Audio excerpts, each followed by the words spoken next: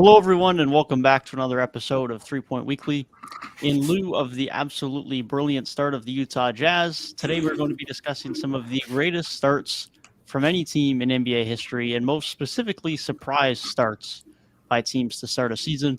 Obviously, Utah are off to a very hot start this season. They're one of the most hot topics of this early season. They sit atop the Western Conference with a 9-3 record at the time of recording this on the night off of the NBA season. So we'll start with discussing Utah a bit, and we'll move on to some other surprise starts over the last decade or two over the course of the NBA. But we'll start off with you, Tyrik.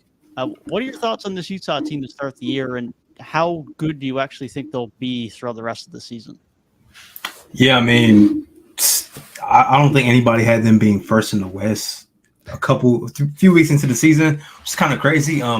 We talked about before the season, like, how this roster does have talent, but we still expected them at some point to maybe, recognize that they're trying to rebuild and stuff and shut things down. But at this point, it might be a little interesting to see if they go ahead and let it ride out, because it's a very fun team to watch, man. It seems like they have a true identity. They're going to get up and down the court. They're going to score a lot of points. At home, they haven't lost yet, and they seem almost untouchable at home right now. Like, they got the home court advantage with the altitude and all that. Lauri Markkanen is playing the best basketball of his career, which is such a sight to see. And fun team to watch, man. Even Mike Conley's having his games here and there where he's playing really well. He had 12 assists last night. Fun team to watch. How good can they be?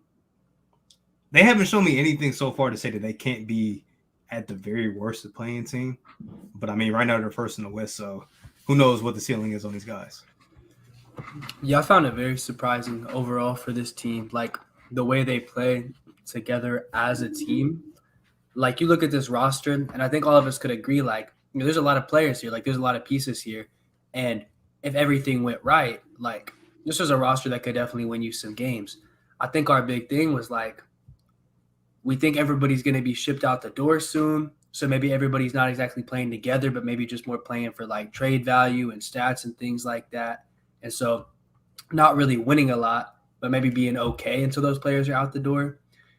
But the way that they've just gelled and played together and actually tried to play winning ball is, like, super impressive. That, like, last night they had, like, 7 or 8 double-digit scorers on this roster, and it's like, while they might not have, like, a superstar talent or anything anymore, the depth on this team is honestly really solid, not just for, like, a middle-of-the-road team, but for any team. Just to be that deep with really quality players is pretty impressive. And, man, they beat the hell out of the Lakers last night. That offense, their offense is scary, man. Lauri Markkanen, I don't get it, man. Like, he was like a cool player, maybe high-value role player, sort of. We knew he had some potential, but the way he's played this year, he seems like he's popping off like every other game. It's super surprising, to say the least. Yeah, like you guys mentioned, like these guys have bought in. They have really good team chemistry. They look like they're a team that just has a lot of cohesiveness and has played together for years. They don't look like a team that consists of a lot of guys that were either added to the team this summer or have found new roles within this team this season, obviously after a bunch of trades this offseason. It's a good sign to see. Like you guys mentioned, it's fun basketball. It's fun basketball to watch. It's just a lot of guys that have improved, a lot of guys buying into their role. You alluded, Gabe, to the depth that this team has. They have a really good quality of depth. But even at the greatest aspirations, like even if everyone bought in, even if there was some improvements, I mean, no one expected this team to be atop the West after playing 12 games. And what they've done to start the year has been brilliant. Do they continue to be the number 1 seed? Probably not. But I think it'd be foolish to say at this point that they don't have at least a chance to be in the playoff picture come the end of the year. Whether they go anywhere with that remains to be seen. But there's no doubt that Lauri Markkanen's put himself in a spot to have a chance at most improved player. Like you mentioned, Tyrik, Mike Conley's played well. And there's just been guys that have filled in well to their new role here. Kelly Olynyk has been quite good. Malik Beasley has been good. Colin Sexton's had a bit of a roll off the bench. Jared Vanderbilt has continued to improve as a ball handler and a facilitator, and he's been really nice in the ball movement and rebounding on this team. there's just a lot of impactful vets on this team that know how to win basketball games, and they're putting it together at a rate that is much better than anyone else could have anticipated. And 12 games in, I know the Wizards did something similar last year, but something about this team, how they're built, how they compete, and the amount of veterans they have here and the amount of depth they have, it definitely gives a bit more of an indication that this is a little bit more replicable over an 82-game season than what we saw last year from the Wizards. Yeah, the Wizards, they did have a good start last year, but even then, like Bradley Beal wasn't playing great to start the season. And we kind of saw Spencer Dinwiddie, he wasn't playing that good. So I think that fall off was kind of expected. With this team, the fact that they're playing so freely because there's not really any expectation for them to be good, it's kind of dangerous. Like, they could probably keep rolling a little bit. Now, 1 seed is like, I don't think anybody would bet on that, but they could definitely make a decent run and maybe get into the playoffs just because there is no expectations and guys are, now playing at the best level of their careers. Yeah, man. And just looking at the top of the West in general, it's like the teams that are next to them, as far as what we were saying like before this season, there's not like some team that's like, oh yeah, they're clearly about to just pass them right up. Because like if you look at our preseason stuff, the teams that we had as 1 seeds are both in the play-in range right now. And we had this team at what, like 12, 13, 14. And so it's just completely flip-flop. And then it's like at 2 right now, you have Phoenix, who we all had taking a major step back. And so far it's looked like they haven't done that, because if anybody's going to take it from them reasonably that's up there right now, I would think they're the safest bet the way they've played so far. And then Portland up there with them, who is also a surprise start, so I assume we'll probably talk a little bit more about them. Like, that's also a team that none of us had in the top 8 here. So it's like the whole top of this conference is just not what we expected at all. Yeah, it's definitely just been, like you say, a lot of surprises out in the West. Obviously, the Lakers are down at the bottom. Golden State are 3 games under 500. You get the Jazz up at the top. It's going to make for an interesting next few weeks. And like you mentioned, the Suns have been better than a lot of people expected. Unfortunately, they now have the injury to Cam Johnson. So how they do over the next couple of months remains to be seen. So there's going to be a lot of fluctuation in the standings over the next 3 to 4 weeks in the West, I would expect. But as we've mentioned, I think Utah firmly have a place in that. Whether they stay at the top, probably unlikely, but I wouldn't be surprised at all to see this team end up at the very least in the play-in tournament come the end of the season. You mentioned Portland, Gabe. What do you think about Portland for the rest of the season? Do we think they're a legitimate team to make the playoffs this upcoming season from what we've seen so far, or is there inevitably going to be a bit of a setback from this team to tail a little bit more down closer to the play-in like many people expected from this group? I mean, reasonably, it's not like I expect a 3 seed, but at the end of the day, I think they are going to finish better than sort of where we had them placed, just given some of the teams that we had at the top are really underperforming. And they've just played steady, man. It seems like Chauncey Billups has done a good job in his first season with a real roster. Obviously they had their star player back, and Damian Lillard for years, like, yeah, he has some solid rosters, but I think he was known as a guy that kind of could take a heavy load and maybe take not the most talented team better than maybe where they should end up at. And so, I mean, he's played great this season. They've even played some games without him and still done pretty well. For the most part, they've picked up some quality wins too. I think that's a big thing to look at when you're just looking at like early season starts and it's like, oh, small sample size. Maybe they weren't playing the best of the best teams, but it's like they have a win over the Suns. They have 2 wins over the Suns, actually. They just picked up a win over the Heat, who maybe are underperforming a little bit, but I think still respected. And while they have had some weaker opponents in there, still, like, to show that you can go out and beat some quality teams as well, I think that puts you in a pretty good place to compete later down the line. Yeah, one thing that's gone like perfect for them, like it seems like every close game that they're in, they're able to win, or it's a big shot, or Jeremy Grant traveling and getting a bucket. Like they're just finding ways to win these games, man. But it's definitely fun to watch. I'm glad you mentioned Chauncey Billups because I feel like people were very split on him after last season, which I think it was hard to judge because like you said, they didn't really have a roster last season after Dane was out for the year and then Simons was out for the season. So now we're seeing him with an actual competent roster, and he's doing really well with it. I don't know if I expect this to continue though. We'll just definitely have to see. They're playing really good right now, but I don't believe in this team as much as them like being a 3 seed as I do a playing team. So we'll definitely have to see. But it's good to see that they're playing high level basketball still and winning these close games. Yeah, definitely. They've been closing games really well. I mean, Dame's always been great at that.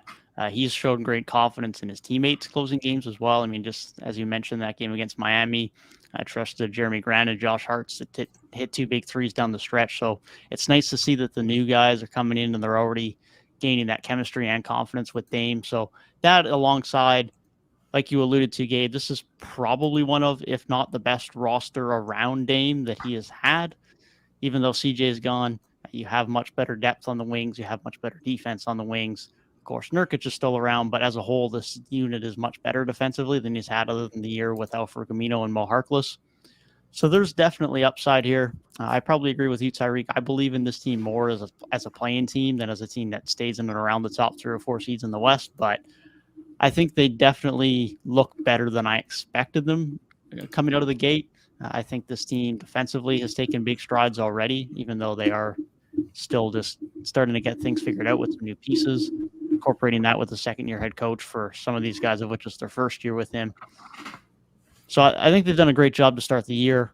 Do they end up closing out all these close games further on to the season? That remains to be seen, but they've had a great start. Dame has looked as good as ever, and Anthony Simons looks like he can still be very productive alongside Dame as well. So they definitely look like they have a shot in the West. Has anybody else across the league been a significant surprise to either of you to start the season? I'll throw one out. So I know, like, obviously we had high expectations for them, but I think the manner in which they did it, and I hate to say it because the beef is eternal. I was going to say the same thing. Yeah, I'm impressed with Cleveland, man. Like, obviously, we had them at the top of the conference. We knew they were about to be good, getting Donovan Mitchell and still bringing back a bunch of young talent and just adding everything that they added, getting Darius Garland back healthy after he sort of didn't have the best end of last season. Things were supposed to look good, but then, they start the season, lose the first game at their pretty early on. You have Darius Garland. He's sort of out of the lineup for a second, dealing with that, going through different things. I think this team even pulled out a win with Garland and Mitchell both out. Correct. And so the way that they've been able to put together wins, no matter who's in or who's out, with a lot of new pieces on this roster, new major pieces, I think that's a pretty good thing overall. Yeah, I was going to say the same thing, man. Obviously, the Celtics lost to them twice in overtime. So, I've gotten to see it up close and personal, like how good they actually are. Especially with Darius Garland missing so much time and they were still able to win those games. You mentioned how Donovan Mitchell seemed to have improved his game all around. But that defense is something special, man. Like, especially when you got the 2 bigs back there.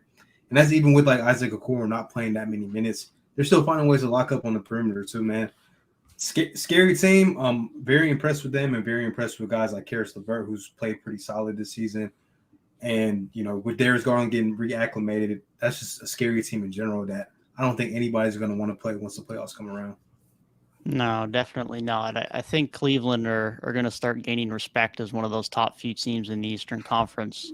For me right now, that would be them alongside Boston and Milwaukee. And you might need a bit more of a sample size, but I think they're going to be amongst those teams. Like, you talk about that elite defense.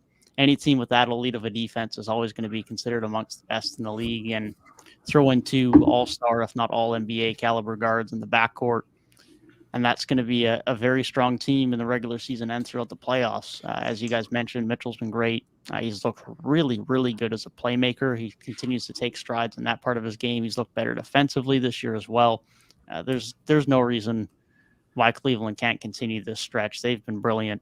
You mentioned the improvements and the production from LeVert this year. Dean Wade's played very good minutes as well, whether it be at the 3, at the 4, a bit of spacing, some good defense. They just got some nice complementary role players, and there was a little bit of concern about spacing at that 3 spot, but from a combination of options from Dean Wade and LeVert and some Isaac Okoro minutes, although as mentioned, they have been limited. They're getting the job done, and they've looked like an absolutely brilliant team, and I don't see any reason why they can't continue. Yeah, that was their biggest this thing. year. I would probably say not yet. I kind of see them as like this year's Memphis, where like, Memphis pulled a 2 seed and was very good throughout the regular season, even when Ja was missing time. So kind of similar thing, players in and out is still able to win games. But maybe a year away from taking it to that higher level. Now, obviously, can't say those two teams are the exact same, but I think that youth may show out in the playoffs if they're going against, Giannis or Jason Tatum or one of the more experienced teams in the league. Yeah, there's definitely an argument to be made there. I think obviously the team as a whole is pretty young and lacks playoff experience, but having someone like Donovan Mitchell as one of your key guys who has a lot of playoff experience and has played very well in the playoffs in the past, that helps. And then as far as depth guys go, I mean, Rubio's been around, doesn't have a ton of playoff success, but he's got some experience to his name. Kevin Love, of course, has a ton of playoff experience and has a ring to his name. So there's some pedigree around this team that Memphis didn't quite have. I mean, they had a few vets kicking around, and the likes of Steven Adams, who comes to mind the most. But I think this Cleveland team, specifically with Donovan Mitchell having that level of playoff experience, will help them be a little bit more successful come postseason time than a team like Memphis did last year. Will they quite have the edge over a team like the Bucks or the Celtics? Maybe not. I mean, if the Bucks keep playing the way they do, specifically once they get back Chris Middleton, I don't know if anyone in the Eastern Conference is touching them, but I think Cleveland do have a bit of a leg up over a team like Memphis last year, and right now I would give them a shot against any team in the East.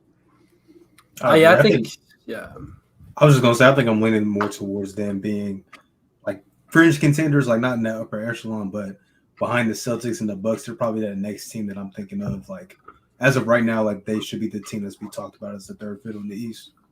Yeah, I just think the most impressive thing with them is once again that fact of like their biggest flaw was fairly obvious last year.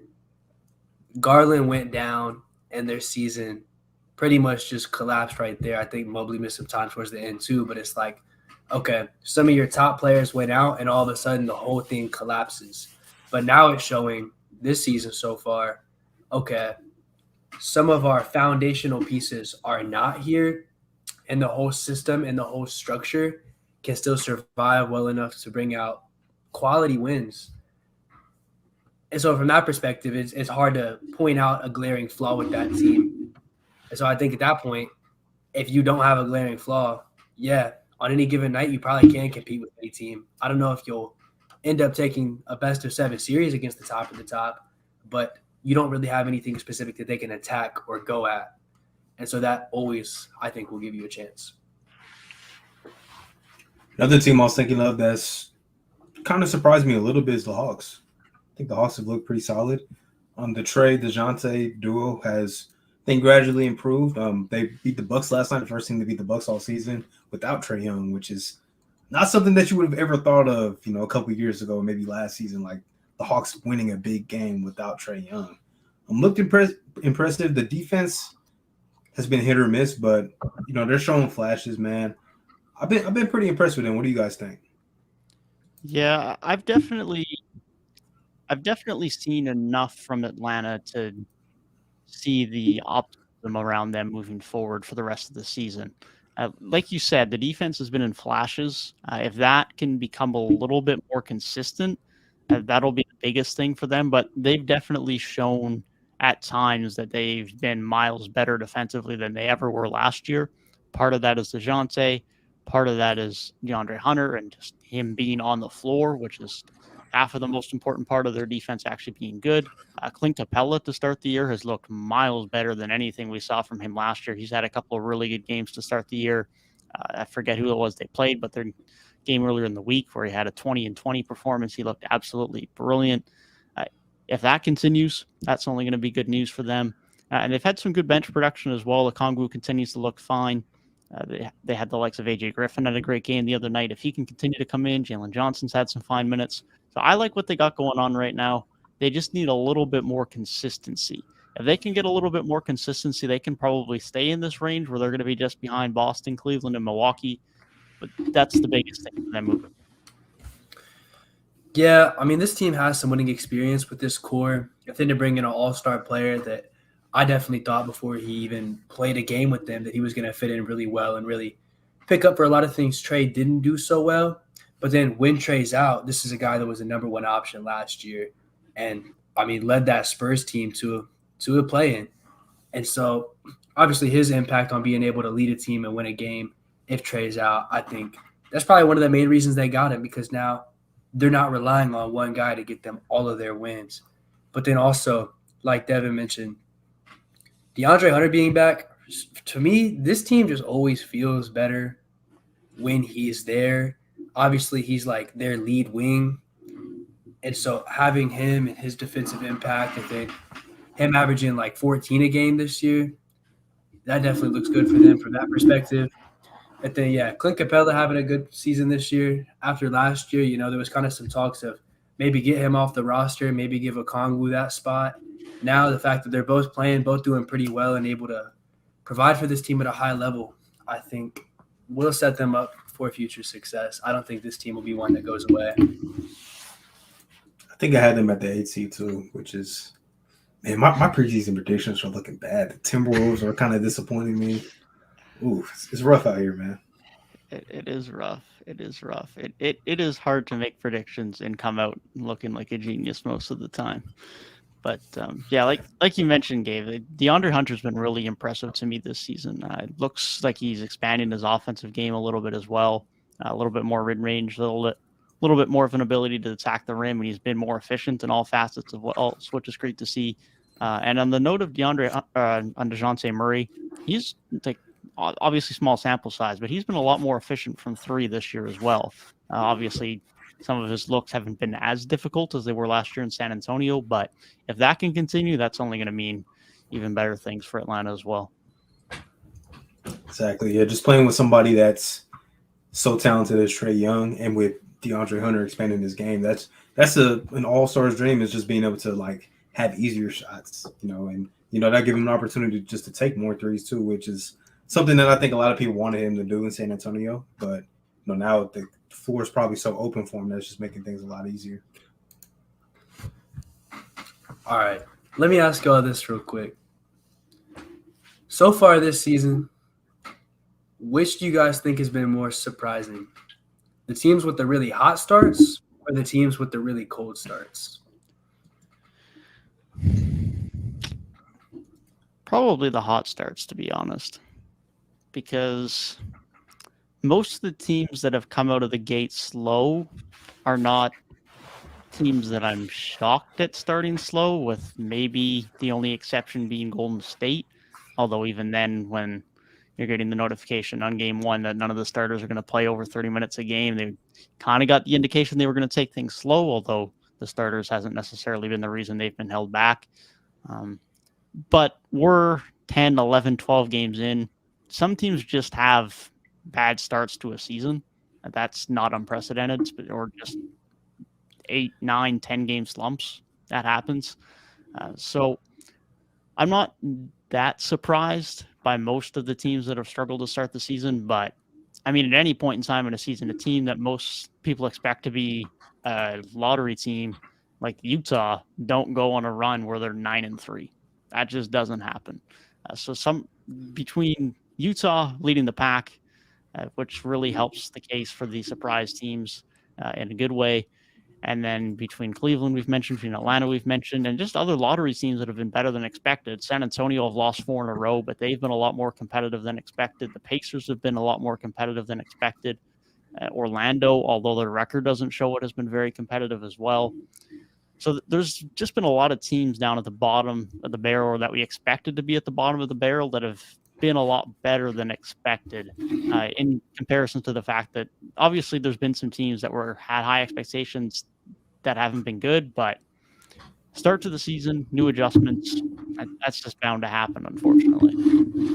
Yeah, I wanted to say the good team starting off bad was more surprising, but I think the Warriors is the only team that's really like making me think that. I mean, like Devin said, like nobody expected the Jazz to be 9-3, first in the Western Conference. Like that was just not happening. Mentioned the Spurs had started off playing good basketball. The Pacers have been winning games against good teams. Even like a team like the Suns, who we were all like typically low on, has started out the season pretty good, and they've looked good. Like they look like a 7-3 basketball team. So I would definitely lean more towards like the teams at the top are kind of more surprising than the teams that are at the bottom, because like Miami, we were all kind of iffy on them. Brooklyn's not surprising because dysfunctional organization. We just know that. Same thing with like the Lakers and stuff like that. The Warriors is really the only team that's kind of surprising. 3-7, that's not Warriors basketball. That's a little concerning. But other than that, like kind of expected those teams that are struggling to be struggling. Yeah, I think I can agree with that. Looking at like the bottom of both conferences, if you swap the Jazz with the Warriors, that bottom 5 is the bottom 5 teams I had in my preseason prediction. It just so happens that I had the Warriors as the 1 seed and the Jazz as like a 13 seed. Not the Warriors at 12 and the Jazz at 1. But, these things happen. And then at the bottom of the East, the Hornets started off around 500, but now they've kind of come back down to earth, losing 5 in a row. So I had them at like 14, so them being there makes sense. But yeah, I guess the bottom of both sides, besides those 2 12 seeds, I guess not too surprising from that perspective. I think a thing is like because everything's so close right now, like a lot of teams are like 5-6, 6-5. A team that's sitting around like 9 or 10 right now, if I expected them to be a 4 or 5 seed, I'm not really too concerned because those middle of the pack teams are all like a half game apart. So it is just like the top of the top or the bottom of the bottom that's really like a wow factor. Definitely. Yeah. The Warriors is kind of surprising. It's funny seeing Warriors fans on Twitter like get Steph Curry some help. I think that's just like kind of ironic. But yeah, are you guys truly concerned about them right now? Because they're not playing good at all. And even in like some of their wins, they haven't looked good. So are you guys like genuinely concerned about the Golden State Warriors?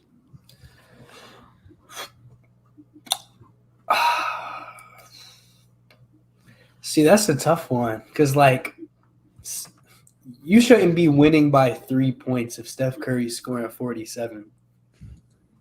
Like he had to drop almost 50 and they needed every point of it against one of the bottom seeds in the conference. And it's like, yeah, that is very, very suboptimal. I think if they don't make a move, it could get concerning. But I think this slow start may be what it takes to push them to finally sacrifice some of that young talent and go out and make a trade and get a piece. Because last season, it's like a lot of these guys, they were getting some surprise production for how young they were. And it's like, oh, we're in this sweet harmony of like, okay, like our vets are performing and putting up their numbers, but then these young guys are coming in and contributing right away. So it's like they can just play and be our depth. We don't even have to worry about like trading them to get win now assets because these are win now assets. But now, whether this be a short-term slump or if this proves to be something long-term, if we get to like February and this bench is still not looking great, the potential of these players is still there, of a Kuminga or a Moody or a Wiseman. And so at that point, they really have that in their back pocket to just go out and be like, hey, give us one of your better bench players and we will give you the second overall pick 2 years ago. And I think a lot of teams would accept that deal, especially if they're kind of falling behind, trying to sort of tank at the end of the season and just acquire some young talent, which usually more teams will be trying to sell around the trade deadline than we would think right now. So just because of the fact that they have that assets and flexibility, I think they'll end up being okay in the long term. But could this slow start last a little bit longer? I also think so. Yeah.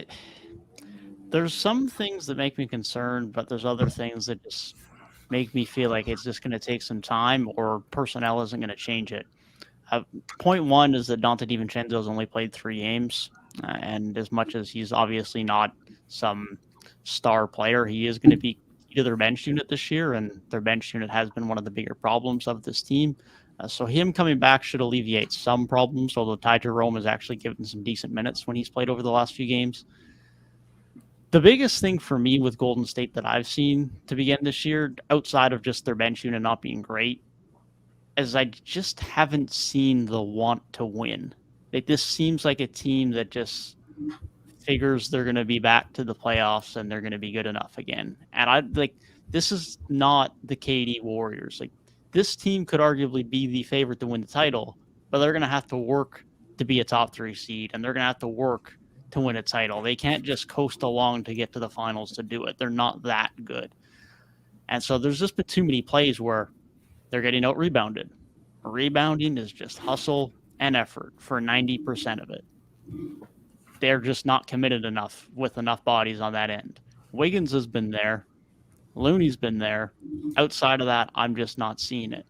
Loose balls are not there. They're losing too many of those. They've had a lot of sloppy plays on offense. I know this is a creative offense that usually turns the ball over a lot, but it's been even more than it typically is for them. They're just giving the ball away way too sloppily. And consistency from Jordan Poole hasn't been great either. That's obviously going to be an important part of their bench unit having success. But most importantly, this team just needs to show that they want to win. I think the personnel is fine. If they could add a bench piece or two, that would be ideal. If Wiseman can improve from a rebounding standpoint, then maybe they need to address that, and they can pick up a backup big some point in time at the deadline or in the buyout market. But I think the biggest thing for this team is they just need to buy in. They need to commit to winning, and they need to show that they are the team that wants it more every single night, because I haven't really seen that from this team yet. And as much as this team is talented, I just don't think they have that level of talent where they can't show up. Yeah, I like how you mentioned like the rebounding just being like bad for them, because in their playoff run last year, that's what won them a lot of those series, was like dominance on the boards between Looney and Wiggins, and even like, you know, Steph getting in there and rebounding. Like that won them a lot of those series. Like the Maverick series, that helped them win that series. Same thing with like the Memphis series. And it's early in the season, obviously, but like you said, the talent is not there for this team to just coast, you know, for half the season, because as you can see, the rest of the Western Conference is good. Like Denver, even Denver right now, I don't think Denver's playing great, but they're still winning basketball games because they're a super talented team. You expect the Clippers to get better. You expect a lot of other teams like to improve their play as well. So you don't want to be in a situation like if you're the Warriors, like how the Spurs, I think in 2015, were like a 7 seed coming off of a championship. You don't want to be in that position. So you would definitely want to see them at least change their attitudes. I mean, like at least play with some type of sense of urgency, because I don't know if there's a trade out there that's going to be made, or if the Warriors front office will even have the guts to make that trade, because typically they don't make those in-season trades. You know, that's very rare for this front office to do so. So it might have to be internally. Maybe it is Dante DiVincenzo coming back. But even then, Jordan Poole has to be better. Klay Thompson has to be better for damn sure, because both of those guys have just not been playing good basketball. I mean, they haven't made in-season trades often, but they also haven't really had to. Like, this team's either at the top of the conference for a couple of those years, obviously the favorite to win the title by a long shot. And then there was that one year where they were just at the very bottom of the league. And so, like, maybe this does force their hand and say, okay, now we actually have a good reason to want to do this.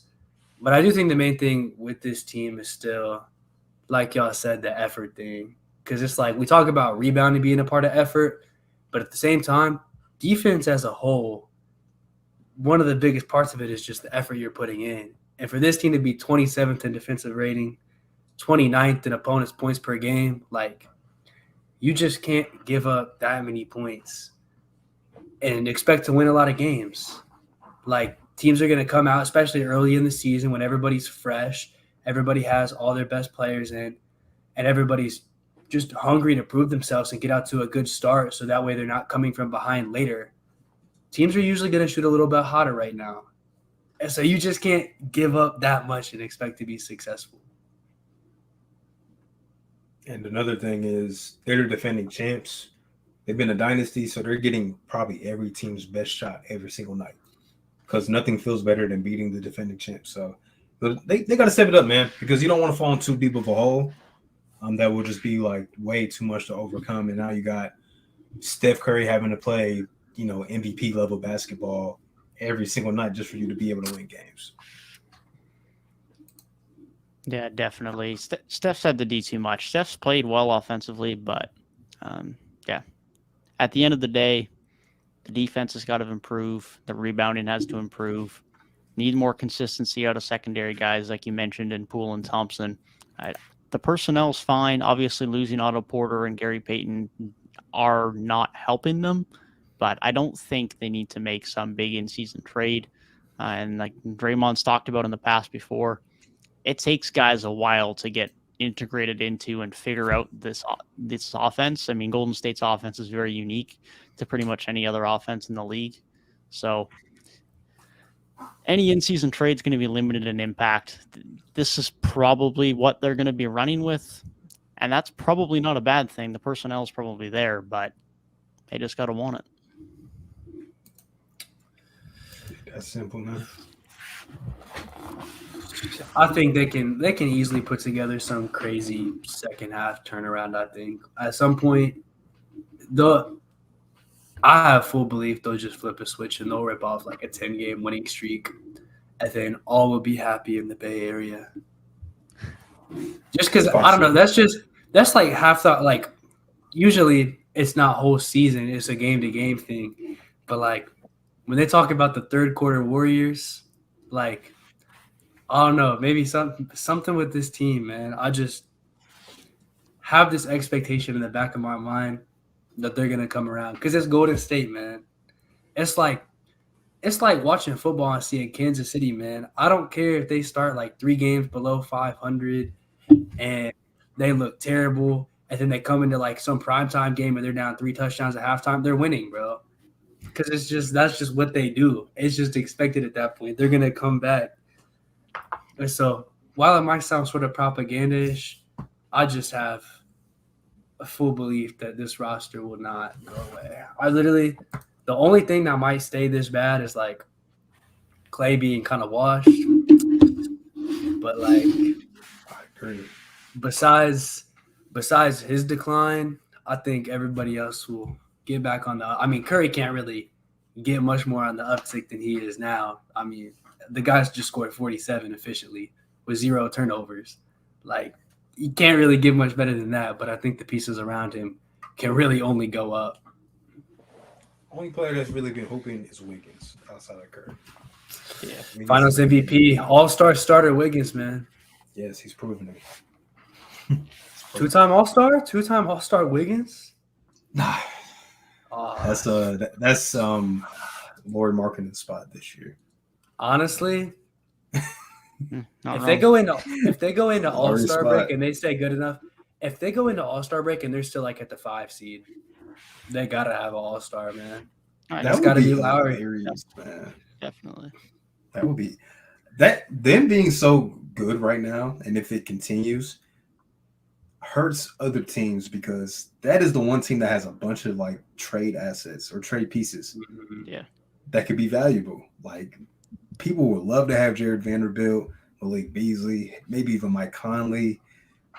If they keep playing well, it's just like, well, we're not trading anybody, so that hurts a lot of other contending teams. Yeah, it's serious Chris Paul OKC vibes, man. Came into that season like, ain't no way this team is about to do anything. Then they just came out and they're like, nah, we're what you thought the roster was gonna sit at home and tank? No, we're playing. Yeah, and they played and they won games. I think before the bubble they were a 4 seed, I think, and they ended up being a 5 seed after like the seeding games. It took James Harden hitting like a game winner in a game 7 for them to go out, man. Nah, I think it was like a game winning block. James Harden was terrible in that game 7, man.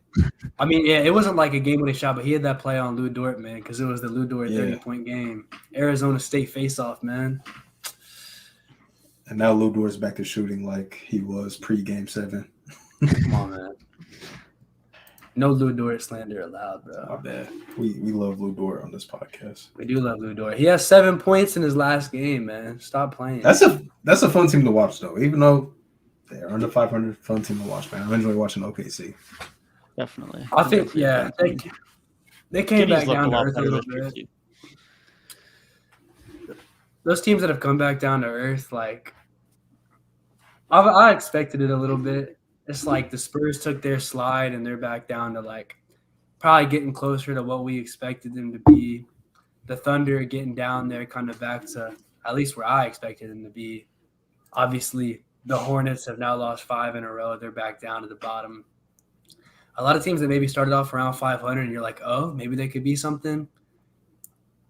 Bit more of a return to normalcy. The Pacers still being up there, then obviously Utah still being way up there, like probably the outliers. But I think things are finally getting a little bit more set into where they'll be. Yeah, it's it right around definitely there. seems that way. But yeah, the Pacers are still hanging about. They've starting to prove that they might actually be able to hang around for a bit. I don't inevitably think they'll end up being a play-in tournament team, but Halliburton's looked like an all-star, and Ben Mathurin's looking like the sixth man of the year, so they're getting it done. Ben Do you guys Mathurin think better than that's? LeBron, man. I mean, shit. Right now, no, I'm just playing. Do you guys think that's good though for like the Pacers, the Jazz, teams that we were expecting to be bottom feeders and get a top pick? I think this is good for them to be competitive and potentially keep it up. I mean, for the Jazz, I don't mind it as much for the Pacers just because they have so many picks that if they have the opportunity to trade up, they can trade up. If not, they just have a ton of picks anyways, so they can get someone eventually just by sheer luck of numbers because of how many picks they have. The Pacers are a little bit more thin in their assets, but they also already have Halliburton, so they arguably have their number one guy. So they're in a fine spot either way, thanks to how much value they got back for Sabonis. But if I'm more concerned about one team not getting a high pick right now, it would definitely be the Pacers, just because like they have their own picks, but that's pretty much it, assuming they don't move off Miles Turner. Yeah, I think it's hard to strike a balance between like these teams are kind of setting good cultures for themselves right now. Like you don't want to end up in that cycle where your team's just bad for like 8 years in a row because you keep getting these high picks and these talented players, but there's just no system in place to actually win games. But then, yeah, at the same time, then you can't secure that top pick. And so maybe these will end up as situations that I think we see decently often where it's like a team starts out and they're playing everybody and you see that they can get some wins, but then the team just kind of embraces their direction and then just goes on a massive slide towards the end and gets themselves more into the range of getting that top pick that they need. So I think as far as early season goes, it doesn't really hurt them at all because it shows what the team can be. It shows new people that might come in, but at the same time, they probably do want to slide eventually because no matter how good of a culture they build, they're still going to rely on the draft because let's be honest, big free agents are probably not signing to Indianapolis or Salt Lake City over a lot of other cities. Come on, man. That's the next 2 All-Star game destinations. Come on, man. I don't know about that, man. They might have the All-Star game, but I don't know if they're going to be sending any of their own players there. What if this is a plot by the league to make these teams competitive, knowing that the next 2 All-Star games are there? You can put that tinfoil hat on and really enjoy that, man. Have a great time with that, man. My bad. I love a conspiracy theory. That's on me. Hey, we were just talking about conspiracy theories earlier, man, but I'm not getting into those. No, sir. No, sir. I mean, OKC have been having good starts for years and then tapering off, so I wouldn't be shocked to see the Pacers do something similar. I think the only difference with Utah is like most of the guys on that roster aren't guys that you look at as those future young pieces. So they have no incentive to think, oh, let's go get a good draft pick. Because they're probably not around. And even if they are, they're vets and they want to win. So I think they're in a much different situation than the Pacers. I think they got more depth than the Pacers anyways, and the Pacers have a couple of guys they'll probably move off of regardless of how they're doing, because them doing good is going to be like the bottom end of the plan, and they can still move a TJ McConnell, they can still move a Miles Turner, maybe even a no-shape or set, depending on how desperate teams are for wings. So I think inevitably they'll taper off a little bit more, even though Halliburton's probably going to do his best to keep them competitive as he has been, but inevitably they'll probably move a few guys. Most improved player. I hope not. Yeah, that's the thing. He'll be most improved player until he plays 50 games, and then, bro, like he like rolls his ankle one time, is like low key just like hurting for like 5 minutes, and they shut him down for the whole season. Yeah, I think right now Laurie might be the front runner just off of like narrative situation. He's been in the league for like 5 years now. I believe so. I mean, the pick that he was drafted with was, I think, a part of the Zach LaVine Jimmy Butler deal, if that tells you anything. And Correct. Jimmy Butler was on the Timberwolves in 2017-18, I believe. So he was drafted 2017, man. Yeah. So yeah, he was drafted. So yeah, he's been in the league for a minute. He fits the traditional mold for what a most improved player should be. Definitely. Yeah, what it should be, not what it's been. Not what it's been. Any other teams y'all are desperate to talk about?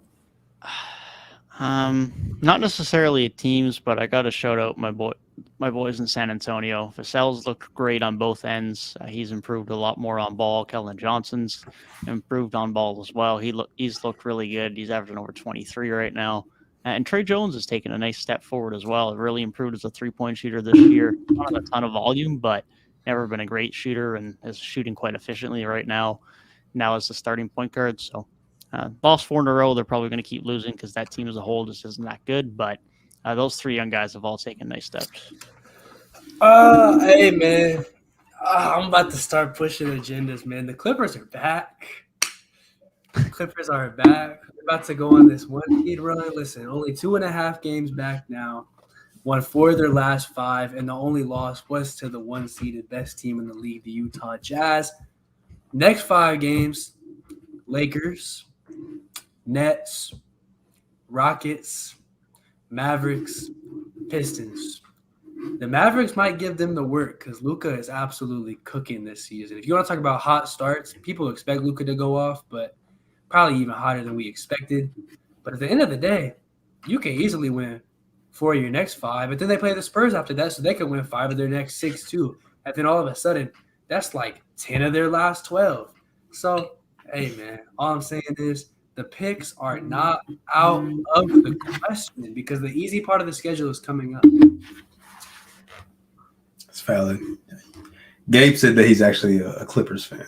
So it's a closeted second team. Because listen, my thing is that, so obviously I'm a Raptors fan, but when it comes to the West, man, I don't care what none of these teams do because I wouldn't see them unless the Raptors went to the finals. So like, there's a lot of Western teams that I'm like, man, yeah, they're cool. I kind of want them to succeed and do well, especially like if the Raptors aren't in the playoffs or they get bounced in the first round. Then there's a lot of West teams where it's like, well, they're not going to beat the Raptors. So it's like, hey, do what you do. Like if you're entertaining to watch, go crazy. And so something about the Clippers, man. Something about Paul George is slowly turning back around. Obviously, he started off not too hot at all, but classic Tyronn Lue comeback against the Cavs last night, man. What else can you say? They're back. Valid. A team for me, they're only 500, but I just really enjoy what they're doing, and it's the Knicks, man. I really enjoyed the Knicks. I feel like I said this last episode too, but that's my team that I've like had some of the most fun watching. Really enjoyed them, man. The Jalen Brunson edition was pristine, man. I'm glad that they pulled that off. And Randall's kind of bought into his role. RJ, we'll see if he can pick it up and everything, but getting Cam Reddish minutes, he just got to start the other night, which is good. They just beat my 1 seed on the Western Conference. last night pretty handily in the Timberwolves. I've been impressed with the Knicks, man, and I really enjoy watching them. Yeah, they've definitely had a nice start. Like you say, Randall's fit in well in the role. Brunson's looked like a great addition. And they've been beating the teams they're supposed to beat. So they're doing exactly what they need to do to put themselves in the play-in tournament. And Isaiah Hartenstein might be the best backup big in the league. Yeah, he's been really nice. Yeah, I think we kind of are getting closer to the Julius Randle. A lot of people talked about for a long time of like all right, he's not going to be 2021 good, but he's not going to be 2022 bad. He's sort of getting there. I mean, his points per game so far is literally the exact same as last year, but his efficiency especially has kind of found a middle ground between those two seasons. And I think given the changed dynamics of the team, that's probably the biggest tell of like where he's going to be.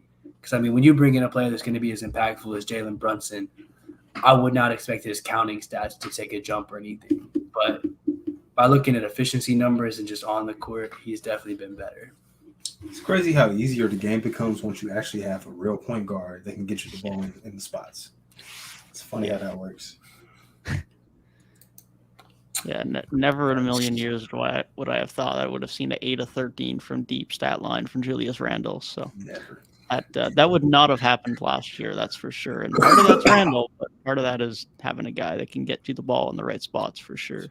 8 of 13 shooting nights were probably rare last season for Julius. Yeah, they definitely would have been. That's true. Hey, I also got to highlight, just because I don't think any of us expected them to be a 5 seed, but let me transition to my real team, man. Toronto still has their flaws, obviously. You know, the stuff with Pascal is going on right now too, sadly.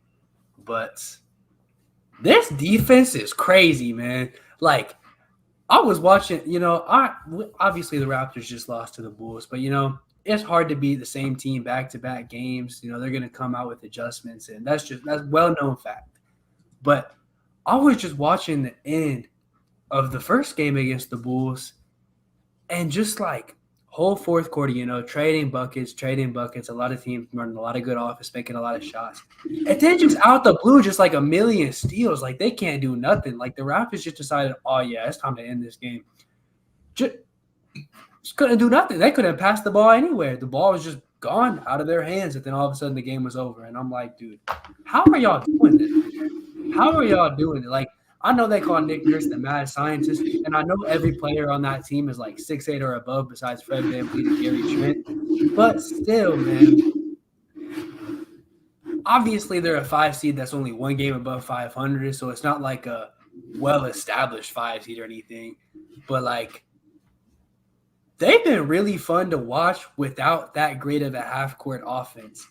And when your offense isn't the most pretty in the world and you're still a fun team to watch, that's cool. Like, that's pretty unique, I think. Yeah, no, definitely. I mean, like you say, there's good defenses, but the Raptors defense just has so much energy, so much length, so much going on that it is a fun defense to watch. And this is coming from a guy who absolutely loves himself good defense, so I'm definitely biased in that. But Achua's looked great to start the year. OG has been absolutely forcing turnovers like a madman. I mean, he's averaging over 3 a game over the last 4 or 5 games. They forced 10 turnovers on Trae Young the other night. I mean, that's what Nick Nurse and this Raptors defense does. I mean, he makes sure that the number one guy does not go off. He will lose before he allows the number one guy to go off, and sometimes that backfires. But this defense has definitely been fun. It's been energetic. Obviously, with OG being there, he's off to an early start at being at least in the conversation of defensive player of the year, which is fun to see. Hopefully, he can finally stay healthy to be in that conversation. Precious Achiuwa continues to look better on that end. Freddie continues to be good on that end. Gary Trent looks even better again on that end of the floor. It's a super fun defensive team. Obviously, like you mentioned, Gabe, Siakam being out is going to hurt the defense. It's significantly going to hurt the half-court offense because Siakam is the half-court offense, but definitely a fun team to watch. And as long as they can continue to be that good defensively, then they're going to remain in the mix because good defenses is what reigns supreme as far as good regular season records go. Yeah, that's top 4 power forward in the world, by the way, Pascal Siakam. Right Now now, he it must sucks be top 3. that facts.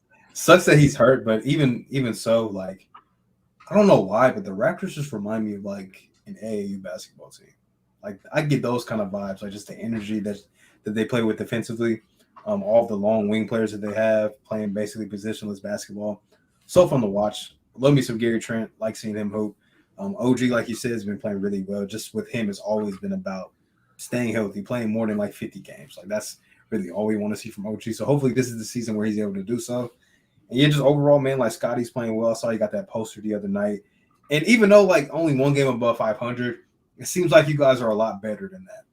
And I could easily see you guys being the team that, strings together a nice little winning streak and kind of separate yourself from that middle of the pack. Yeah, I mean, it's been a tough schedule to start the year too. So I went into this stretch at the start of the season and it's like if we were hovering around 500, I was going to be more than happy because outside of the Spurs, the next weakest teams we've played is the Nets, the Bulls a couple times, and the Heat a couple times. And obviously, record-wise, the Nets and the Heat haven't been great. But when those are your weakest games out of your first 11, coming out of it above 500 is definitely not anything to be disappointed about. The Super Bowl is coming soon too, man. Like out of the Raptors' next 4 games, you would think that it would be 4 easy dubs because you're like, oh, the Rockets tanking, the Thunder they're sliding, the Pacers competitive, but definitely a game that you would expect to win. Then you get to Detroit basketball, man. Let me check the standings real quick. 14 seed. They're going to play against the Raptors, and they're going to look like the 2016-17 Warriors, man. Like, I don't know what else to tell you. So if the Raptors win that game against the Pistons, it's over. The Raptors are going to the finals, man. The North is back. Hey. Especially in Detroit, bro. If the Raptors march into Detroit and take out a dub against Coach of the Year in 2018, Dwayne Casey, it's raps. Nah, that's going to be the game that turns Detroit basketball around. Yeah, instead Corey Joseph and Hamidou Diallo are probably going to combine for 40 points. Hey, man. Nah, because listen, the Pistons, I just checked their schedule. Their next 4 games, Celtics, Knicks, Celtics again, Raptors. So the Pistons are clearly going 3-1 at least in their next 4 games, and they're going to turn around. Because if there's anything we know about the Detroit Pistons, if they play against a team that's enjoyed by a member of 3 Point Weekly, they're going to pop off. We're going to be coming into this pod next week, and we are just going to be slandering Detroit after they beat up on Boston and Toronto. Slandering Detroit basketball. I'm no longer a friend of the channel. No longer, man. They've looked kind of bad. I'm not going to lie. They haven't looked great. No, they haven't. Individually, there's been some nice performances. It's been nice to see Cade take a little bit more aggression over the last few games. Ivy's still been fine. Bojan's been good, but as a unit, they haven't been great defensively. They've been really poor. They definitely still look like they're a team that's just going to be committing to a rebuild for another season. That playing prediction is not looking like one of my stronger ones. I'll say that right now. But, early in the season for a young team, still some time to turn it around. Like I said, if they win 3 of their next 4 games, all of a sudden – they're 6-9, man. And then you're only 3 games below 500. And right now, the 10 seed in the conference is 3 games below 500. Or the 11 seed is. The 10 seed is actually pretty close to 500. But that 10 seed is going to move up too, man, because at the 10 seed is the Philadelphia 76ers. And Joel Embiid, he might have to put together a little something, man, because I cannot let that prediction end up that poorly. My 1 seed cannot finish as a 10 seed. It's just not going to happen. That was all of our MVP pick, Embiid. Yeah. Yes. I knew I should have picked Luka. Knew it. I should have just went with Giannis, man. Should have went with my gut. Should have said, the best player in the world, going to get number 3 to cement himself as an all-time GOAT. Because I've been calling him the best player in the world forever, and I'm like, he's the best player in the world, and he tryhards every single game. The Only thing that had me tripping was the winning aspect, and they've won almost every single game. So I look like a clown. And it's crazy because I told you guys they would have a little more of a sense of urgency in the regular season, but nobody wanted to listen to me. I didn't listen, man. I did not listen to Reek Knows Riz, and I'm really regretting it right now, bro. I'm regretting it. No Chris Middleton, so which is just insane. Yeah. Hey, that is man. crazy. Sixers All-star pulled out. Christmas. Sixers pulled out a dub, man. Sixers pulled out a dub All-star against Christmas. Phoenix. Sixers. Yeah. Phoenix is a good win. It's a good one. You know, Joel Embiid with a light little 33-10. He might be back, man. He might be back on his thing. I mean, his So- counting stats haven't been bad this year. He just hasn't been as good. Like his counting stats aren't that much worse, but he has been significantly worse than last year. His defensive impact has been nowhere near the same. Which is just crazy because I feel like we had a discussion like before the season that he's an underrated like two-way big.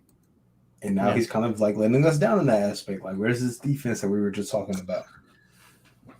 Hey, man, they live to make us look silly. They live to make us look silly. We still got Tobias Harris, man. Top 10 power forward in the league. Top 10 power forward indeed. It'd be nice if they could stop using him as a catch-and-shoot shooter while being on a max contract. But, whatever. Just pay a max contract to be a jump shooter. It's fine. That is one of the craziest contracts ever, man. Philadelphia. That's the same team that gave Al Horford a max deal, man. I don't know. They were just throwing out money around that time. They really were. They really were. Except for Jimmy Butler. Yeah, man. Imagine if the Sixers would have just kept Jimmy Butler, they would have a finals appearance right now, if not a ring. I mean, we say that, but Jimmy left and went to the finals that year. Yes, I'm not concerned about the quality. I'm concerned about Joel in that locker room for another 12 months. Yeah. Joel and Butler and Ben Simmons together for a full 82-game season, I don't know how that works. And Brett Brown. And Brett Brown. Yeah, I don't see how that works. On the court, I'd love it, but I don't see how that team actually stays together and remains functional. No shot. Hey, man. So I think the thing with a lot of drama is what cures all the drama? Winning. So if you start winning, football analogy time, Pittsburgh Steelers with Big Ben and Antonio Brown were all good until the winning started to subside a little bit. And then all hell broke loose, and they were never the same. Winning can solve the problems. And if you have Jimmy Butler on that roster, if Jimmy Butler is your second best player, you gonna win some games. I don't know if they win a championship, honestly, or get to the finals. I don't think it's a guarantee, but they definitely would have had a better shot than they do right now. I think they would have been the team to go in 2020. I don't know. And they're definitely doing better than they've actually done. Like, that team is definitely beating the Hawks if they have Jimmy Butler on their roster. It's something about the Sixers, like just as a whole, that just makes me not believe in them. Like when it gets to playoff time, and especially at that time, like if Brett Brown's still the head coach, Ben Simmons still on the roster, supporting cast was kind of I mean, they were one of the greatest shots of all time away from going to the conference finals. They were a greatest shot of all time away from being in overtime. No guarantee that they even win that game. Yeah. They were taking the momentum, I'm not going to lie. Sure, momentum, yeah, but once overtime starts, that momentum can get killed quickly. Yeah. Like, quickly. Couple Kawhi buckets. Next thing you know, Philly's reeling again. Hey, Kawhi was... Especially considering they were on the road. I think that's the only time that basketball has made me fall on the floor. I actually was sitting on my couch next to my mom, and she thought it was the most hilarious thing in the world because she does not watch basketball like that. But we got done watching that game. She was like, yeah, I usually don't watch any basketball, but I got to admit, that was really entertaining. And I'm like,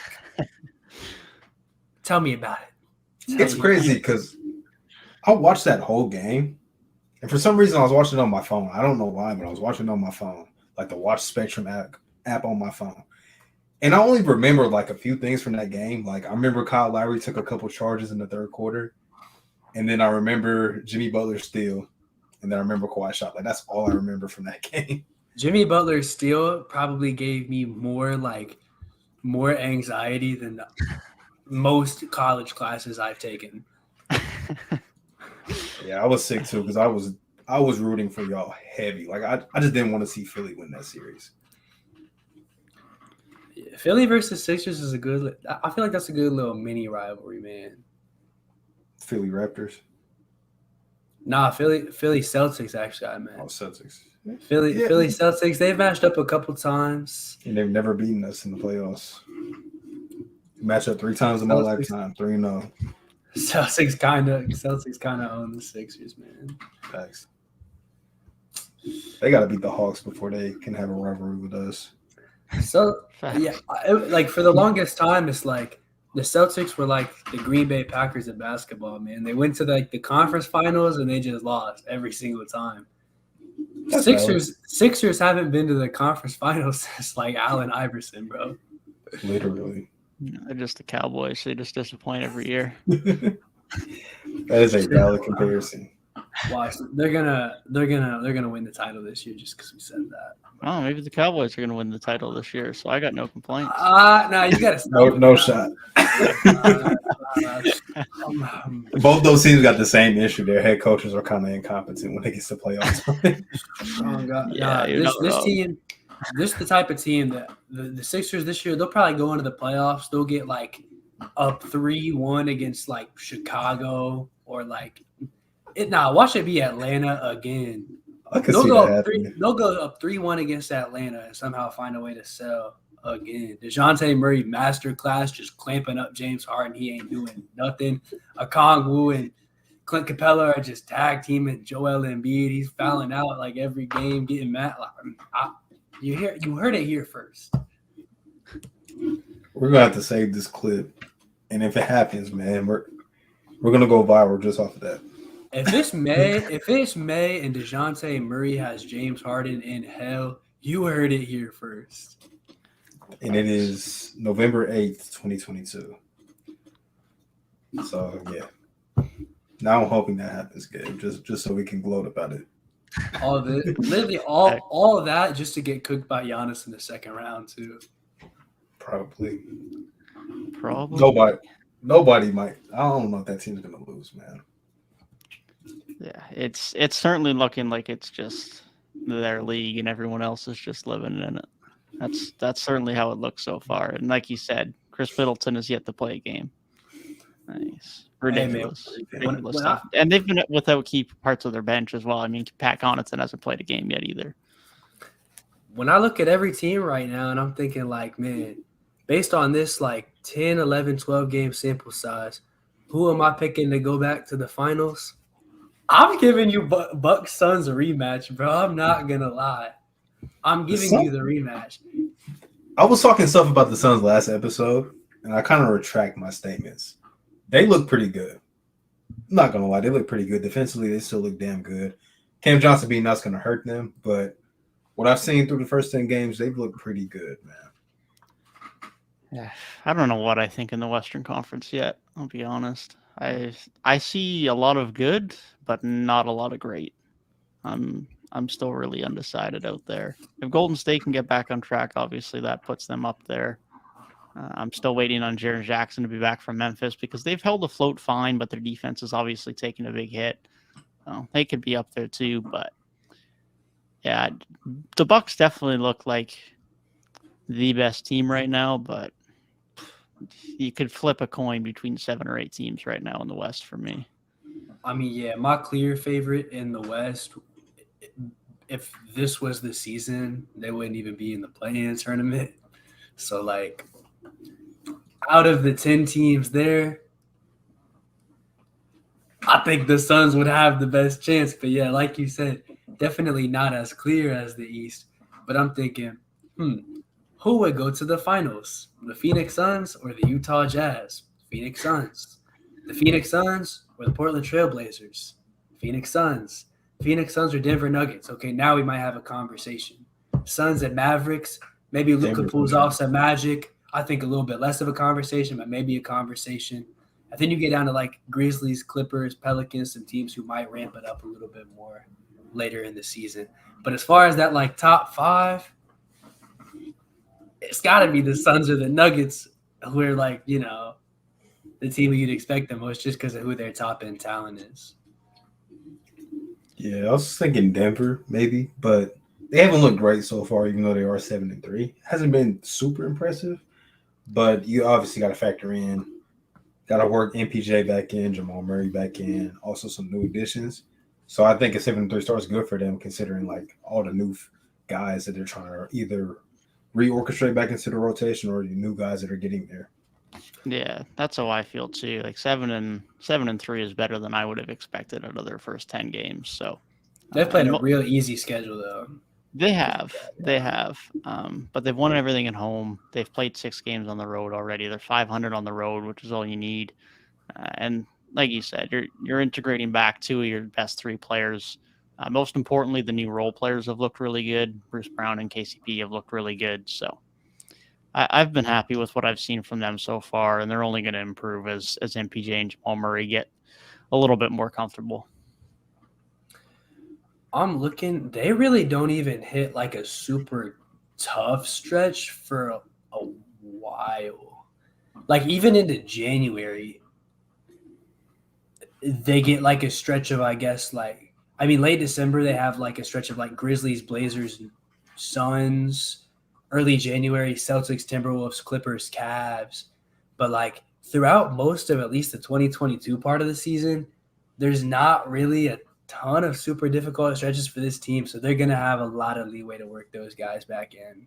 It's a shame, man. The media loves Jokic so much, giving him an easy schedule. Oh my gosh! Yeah, all these stat nerds, bro. Bunch of freaking geeks.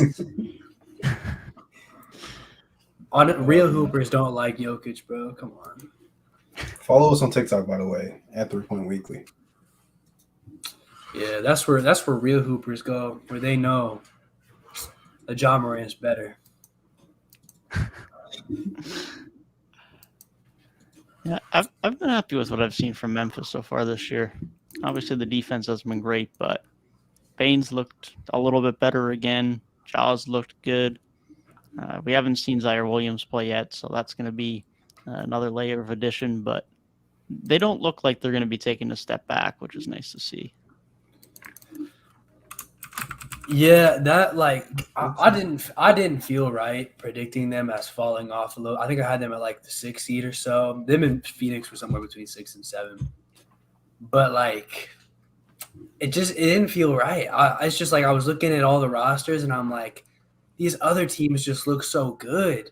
And then it was like the Jaren injury, and it's like, I mean, I guess somebody's got to take a step back, but it's like, man, still they've got like Desmond Bane is damn near an all-star at this point, man. Like 24, 5-5 in a lot of years is like going to get you an all-star appearance. I'm not going to lie to you. So like he looks like a certified like number 2 option on a good team. Because you like those stats, and we know like it's not just like some stats that he's just like putting up and it's like weird anomaly. Like Desmond Bane is showing he's a big time player that makes big time shots, difficult shots, while still not taking too much away from the flow of the offense. And so to me, he's like perfect kind of second guy to have next to that dynamic athletic point guard like Ja. He can be the Klay Thompson to the Steph Curry, man. You know? Perfect second guy. I'll never stop showing Desmond Bane love until he makes the All-Star game. They're calling him the swole shooter now. It's arguably, as far as comparisons go, you can argue who's better between John Wall and John Morant, but it's arguably a better version of John Wall and Bradley Beal. just with a better surrounding core. I had this argument with somebody before about John Wall, John Morant.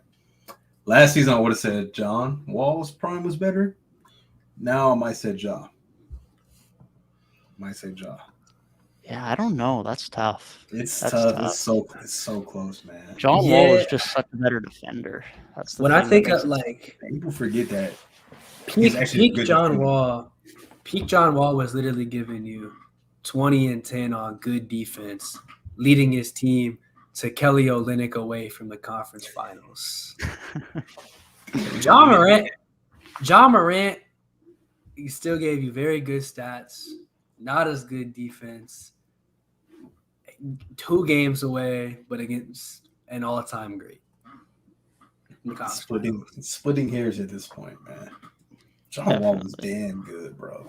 Those are just the most lovable players, bro. Like John Wall, John Morant, D Rose type archetype. Like those kinds of players are just built for everybody to fall in love with. Even early Russ to an extent. I was about to say the same thing too. I know he's become like the most hated in the league, but definitely up through probably about 2018 or 19, I think he was among the most beloved as well. Definitely. Yeah, that mold is always popular. I mean, even to a lesser skill extent. I mean, Brandon Jennings was a guy that was well liked when he was playing in Milwaukee. Ty Lawson was super fun to watch in Denver for a few years. That team in general was really fun, but Ty Lawson specifically was always so fun to watch. Love Ty Lawson before he fell off a cliff and ruined his life. What a guy. Dang, now you got me thinking of some other like just guard, like really fun guards from back in the day. And all I'm saying is Desmond Bane might still win Most Improved Player this year. Let me give him that case. I'm looking at the stats now from last season to this season, and I'm like, 3-point percentage actually up, and he shot 43.5% on 7 attempts last year. And the numbers, the percentages and the volume are both up, which obviously I don't expect to hold for 82 games, but that's up. Field goal percentage, like the exact same, volume is up. 6-point jump. Assist, like doubled. Rebounds up by like a half, not too much of a significant difference. And turnovers are only up 0.6, man. So Memphis knows. Man looks nice. And with Jaren out, he's like the clear number 2. Obviously, it becomes a little bit more important that they're winning. Pushing agenda is pushing agenda time, man. Desi for Most Improved, man. I don't know. Give me Laurie though. Taking Laurie. I'd probably take Laurie too if I had to right now, but Bane deserves to be in that conversation. Tyrese obviously deserves to be in that conversation.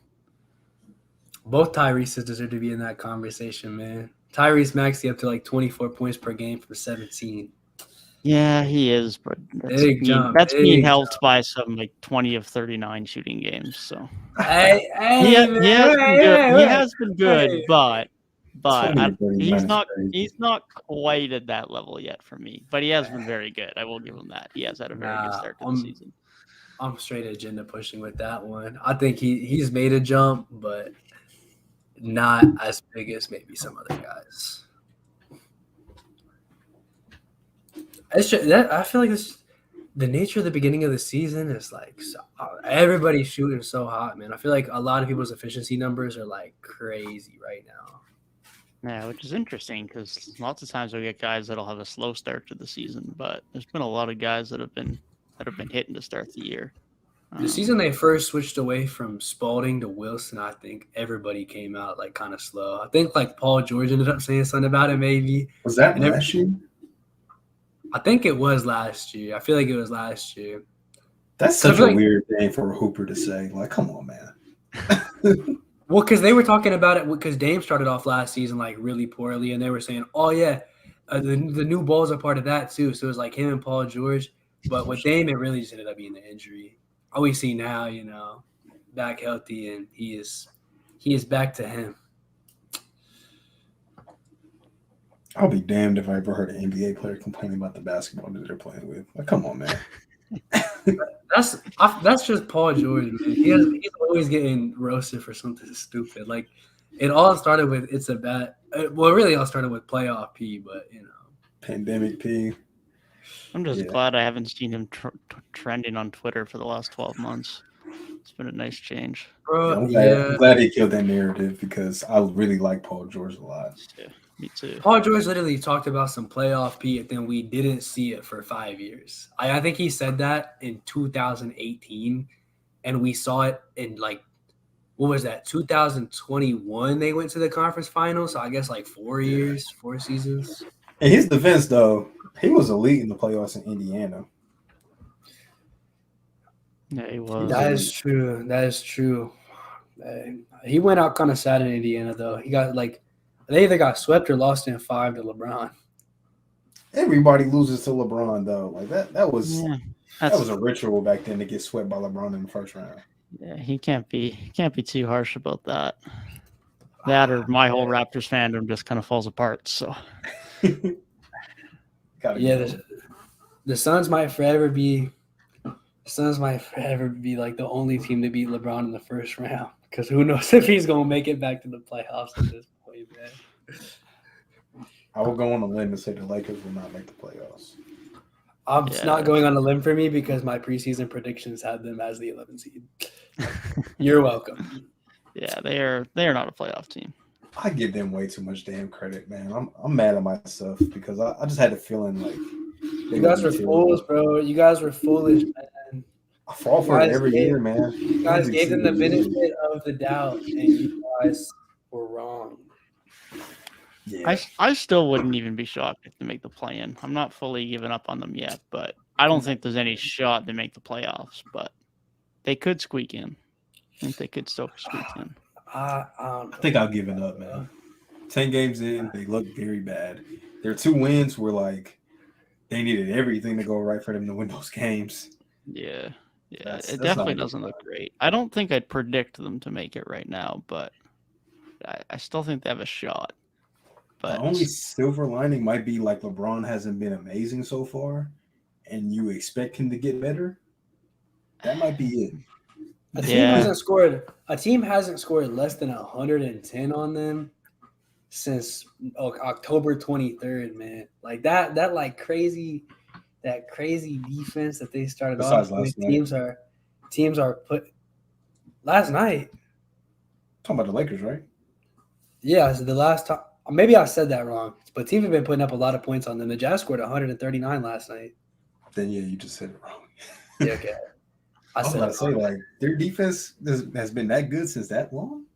Yeah, no, I was about to say their defense has kind of fallen off, is what I meant to say. So it was a bubble. It was a bubble run, huh? That top 1 defense.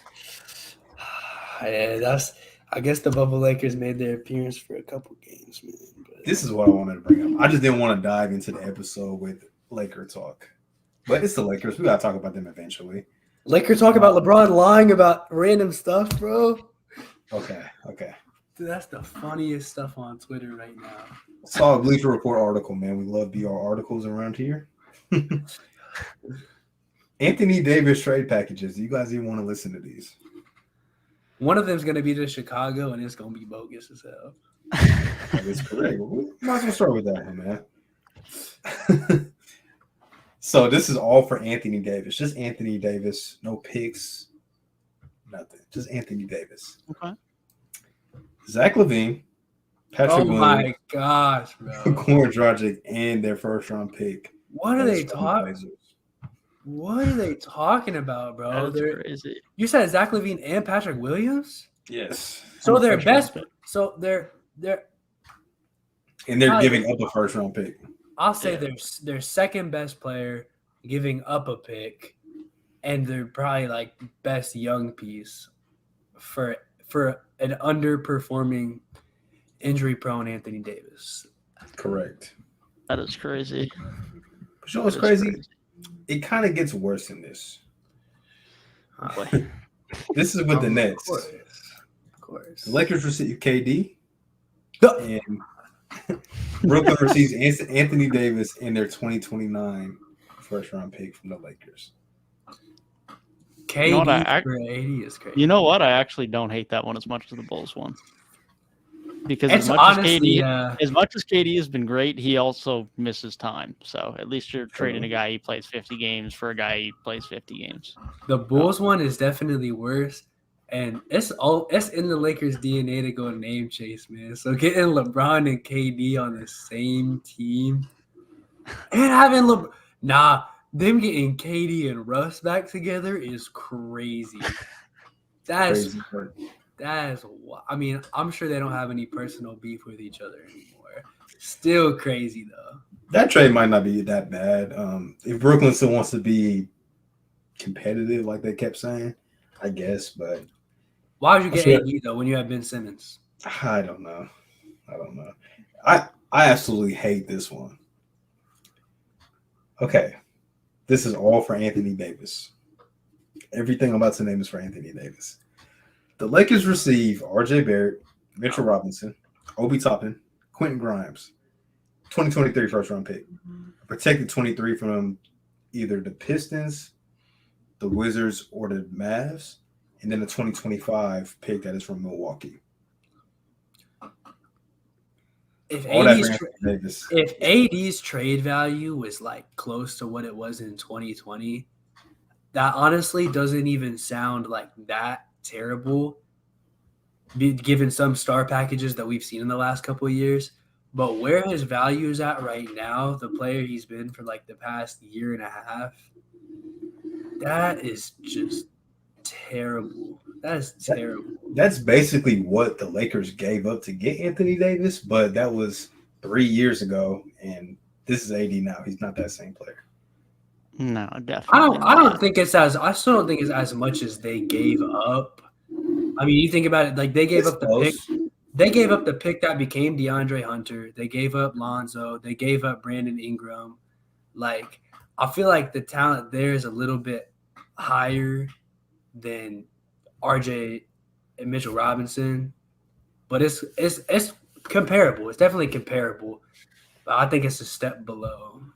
They also gave up their pick this year to get Anthony Davis. Right. Yeah, that's absurd value for a guy who can't stay in the lineup, isn't as good, and after this year is only guaranteed to be on your team for one more year. Yeah, that's crazy. The last one it's semi-reasonable. All this is for Anthony Davis, by the way. Christian Wood, Spencer Dinwiddie, Reggie Bullock. Unprotected first-round picks in 25 and 27 and 29. First-round swap rights in 24, 26, and 28. That's too many damn picks. If you take maybe half of those picks or like maybe leave one pick, that's a reasonable trade. Yeah, it's just too many picks, but otherwise it's not bad. I don't know, man.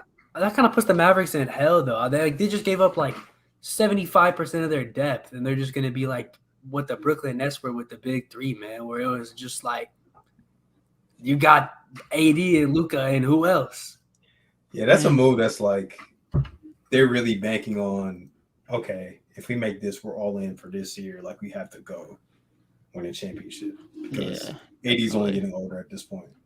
This is a team that got 0 from 2 starters yesterday. Like they don't need to give up any depth. And they got 2 from Dinwiddie. Like this is not – if they didn't have Josh Green to come save that bench unit, man, like this team would be in shambles. Josh Green. He's had a nice start to the year. He's been good.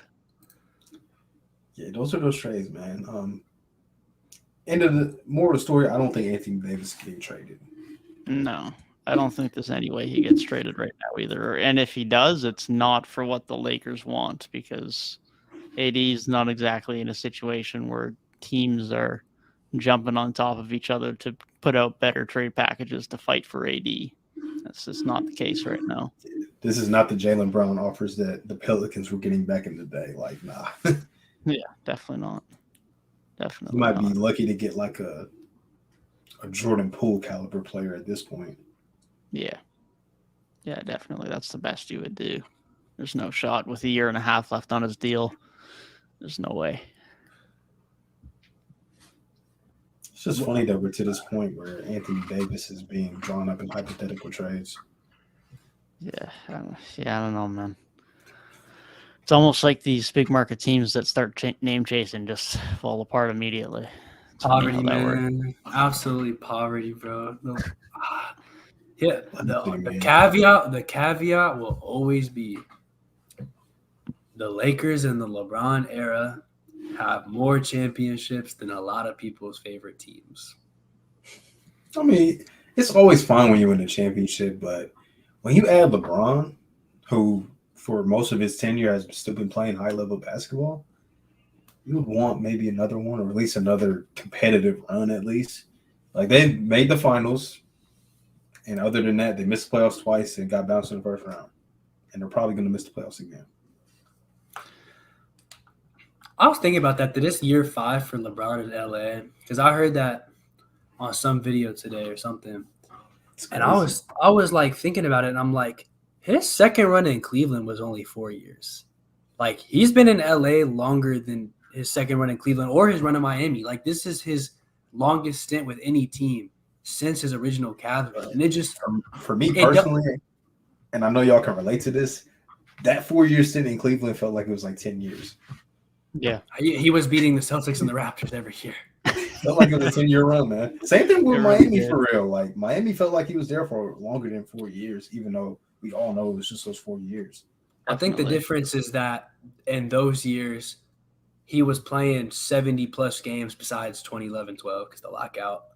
But for, like, most of those seasons, he was playing the entire year, and then he was playing, like, an extra 20 or so games in the postseason because he was making finals runs every year. In LA, they've had one postseason run, which was a shortened season due to the bubble. Then they had the 72-game season the year after the bubble, so another shortened season. And the years around that, he's had injury problems. And so he's gone from, you see LeBron like 90 to 100 times a year to seeing LeBron 50 times to 60 times a year. And so while in terms of days passed, his time in LA might be longer.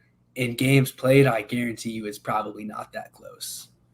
Yeah, definitely. Not to mention the fact there's been a lot more memorable moments in Cleveland the second time around and in Miami than he's had in LA.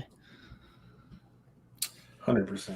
Yes, I'd have to full force agree with that. That bubble run will just be remembered forever, man. The Mickey and A Disney going back.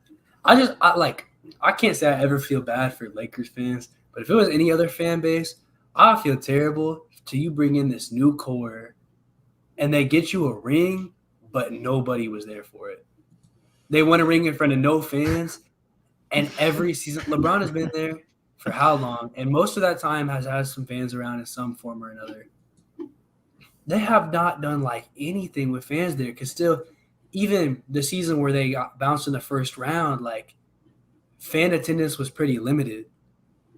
So like in terms of the fans being able to see this team, they've only seen the worst of it. They've seen one playoff win, and even then, I don't think arenas were at full capacity.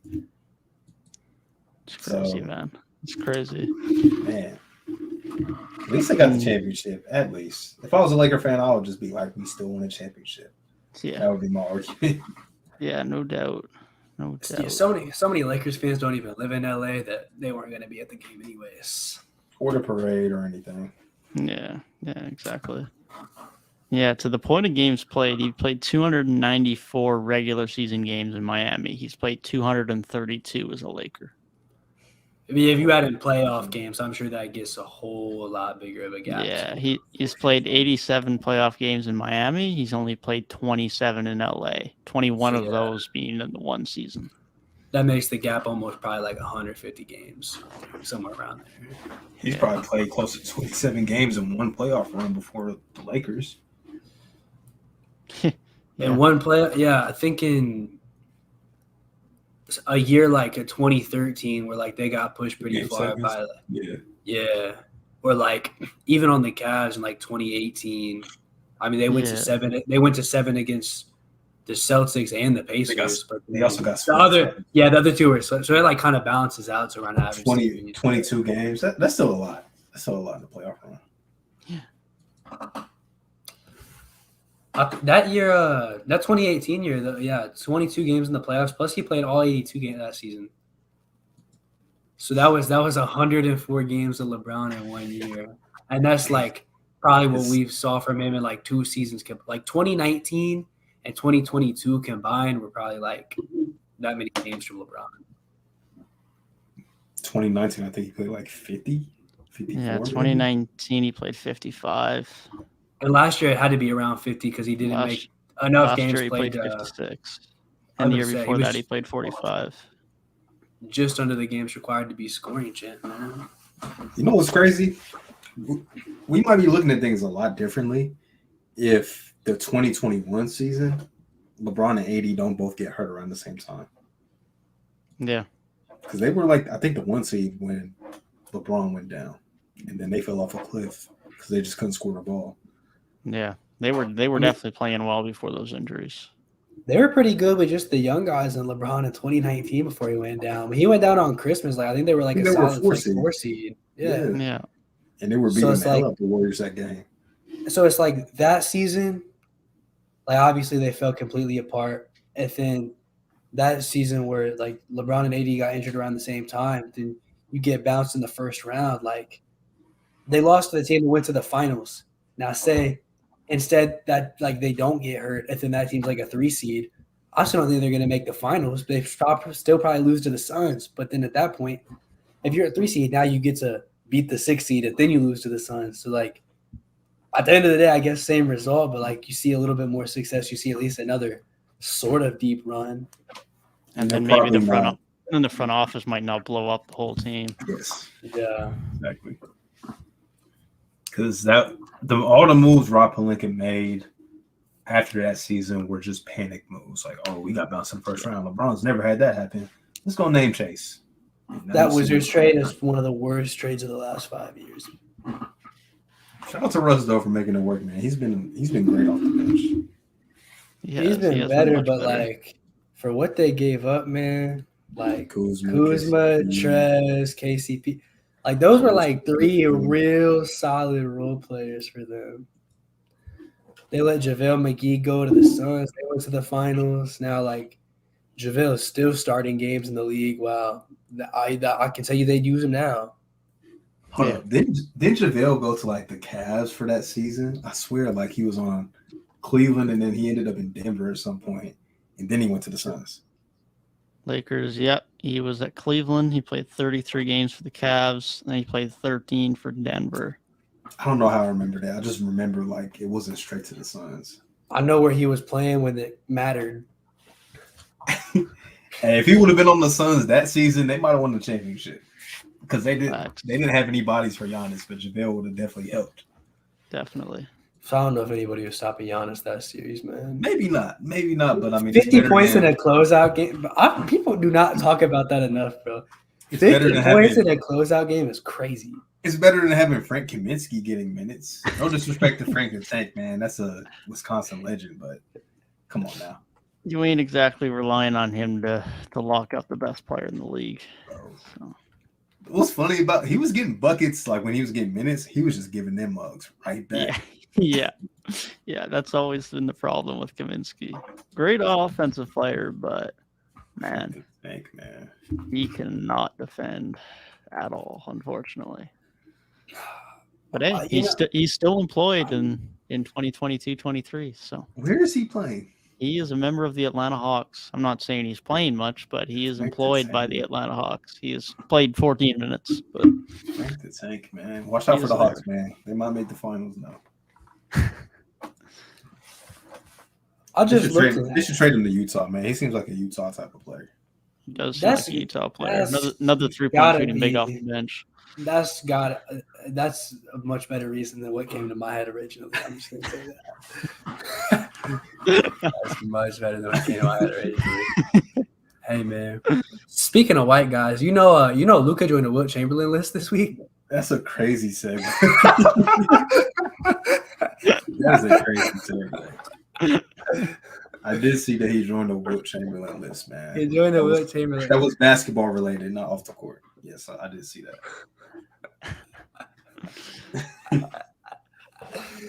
Yeah, man. Hey, at this point, he might just drop 30 in every game, man. He might have Like, who's gonna stop this dude?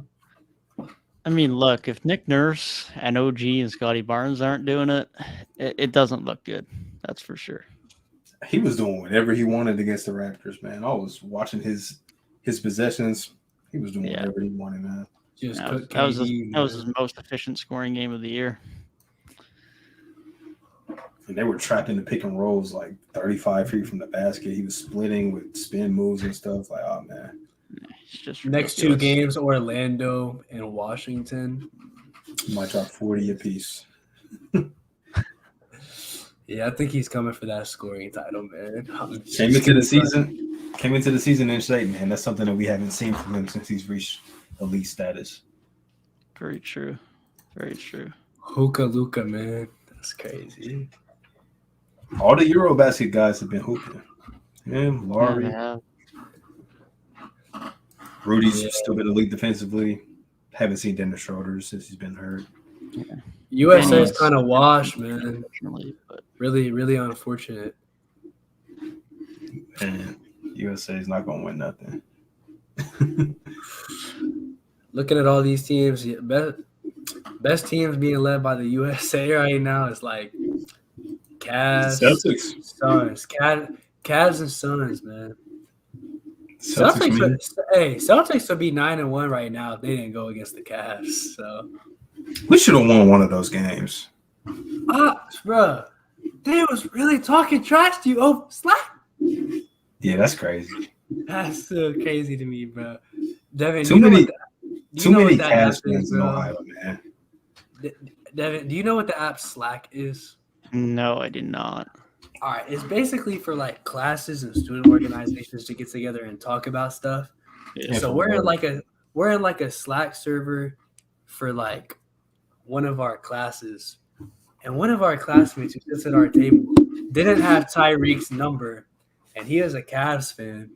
So I don't even know why I was in this because I'm not a Celtics fan or a Cavs fan. But he sends this group message to me and Tyrik talking some trash because the Cavs beat the Celtics. And I'm just sitting here like, on Slack? Like, huh? Like, hop on Twitter. Like, bro, hop on Twitter. Hop on, like, just DM me. Anything. Hop on Snap. Bro, hop on the gram and talk trash. What are we doing here, man? That's like, imagine somebody sends you like a Carmen Canvas DM and is like, oh, yeah, by the way, Jason Tatum clears. Like, what am I even supposed to say at this point, man? It's like I'd be like me waking up to an email tomorrow morning about how Scotty Barnes is trash. Like, it is hilarious. Yeah, I'm gonna wake up to an email tomorrow about Scotty Barnes is actually incredibly washed, and that Zach LaVine is better. Zach better. You know, that's okay, man. It's okay. Even though the Raptors just lost to the Bulls, Raptors are gonna win the Super Bowl this year, man. They're gonna beat the Pistons. Give me Detroit by like 5. Close game, late Sadiq Bey dagger. I don't know how many more losses to Detroit I can deal with, man. Yeah, I've seen Jaden Ivey hit game winners against teams I like before, man.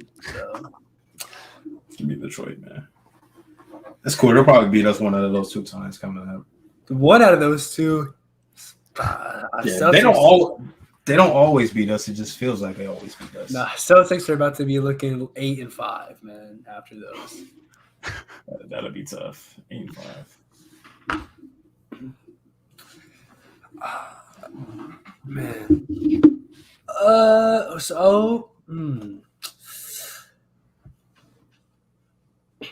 Who's next to fall off? Who's falling off first, the Pacers or the Knicks? Or do the Jazz start their fall off?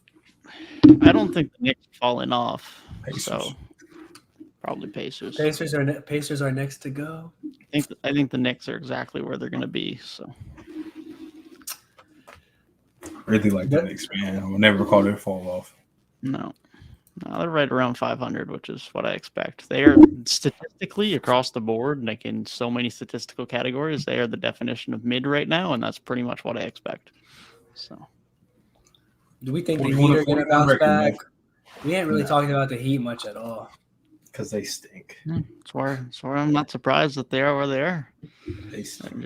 They're doing their thing. Their depth isn't great. Hero's been inconsistent, but that's not anything surprising. They've gotten nice contributions from Strus and Vincent, and Duncan's hit a few shots here and there, but it's just not a great team. It's a fine team, but they ain't great. That's for sure. That's the player that needs help. Jimmy Butler. Get him some help.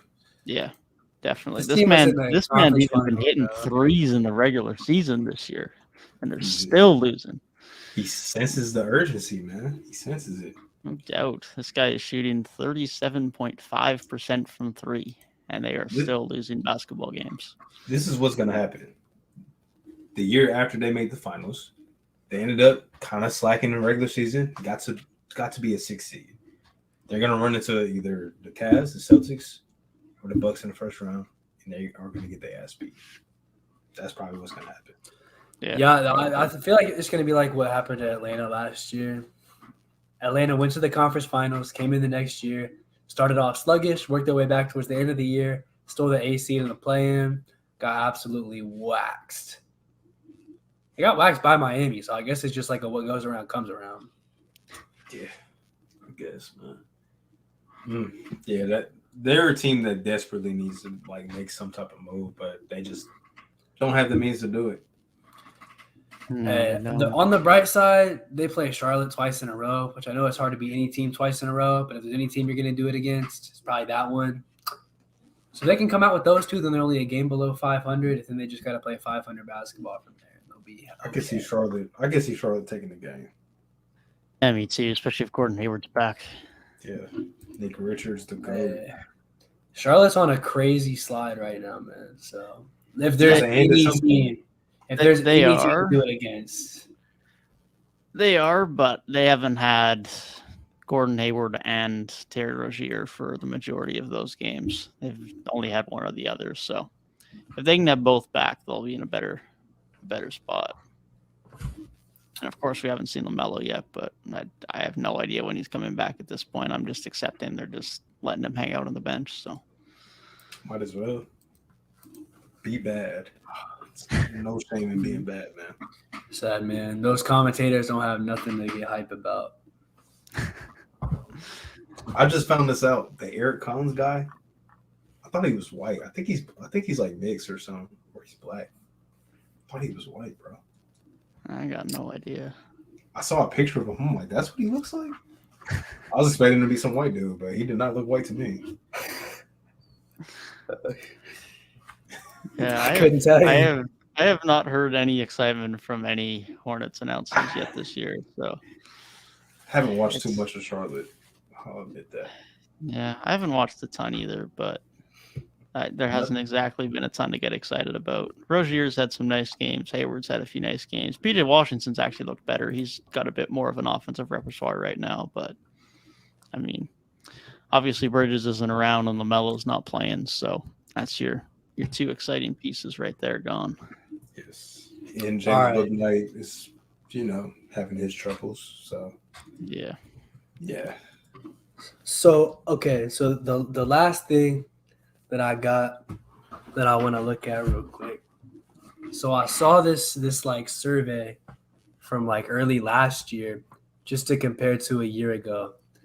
And it was basically as SB Nation is which team's hot start is the most surprising and which team's slow start is the most surprising.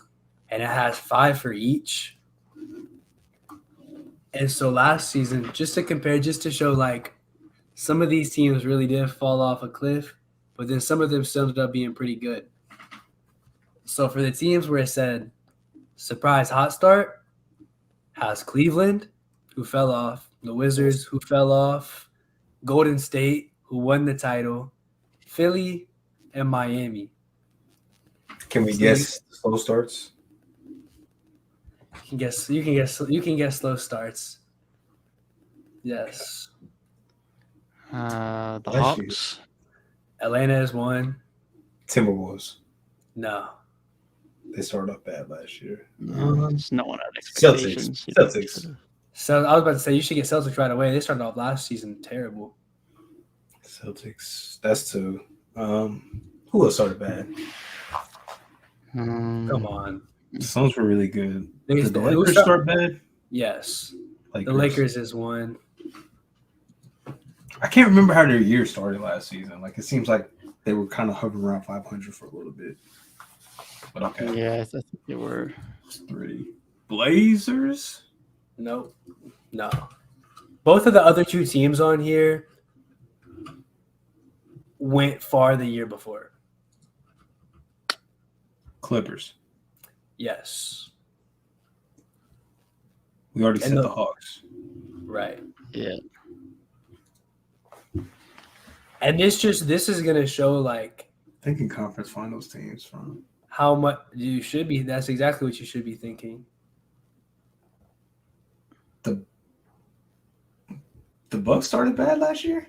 The Bucks were the most surprising slow start last year. Huh.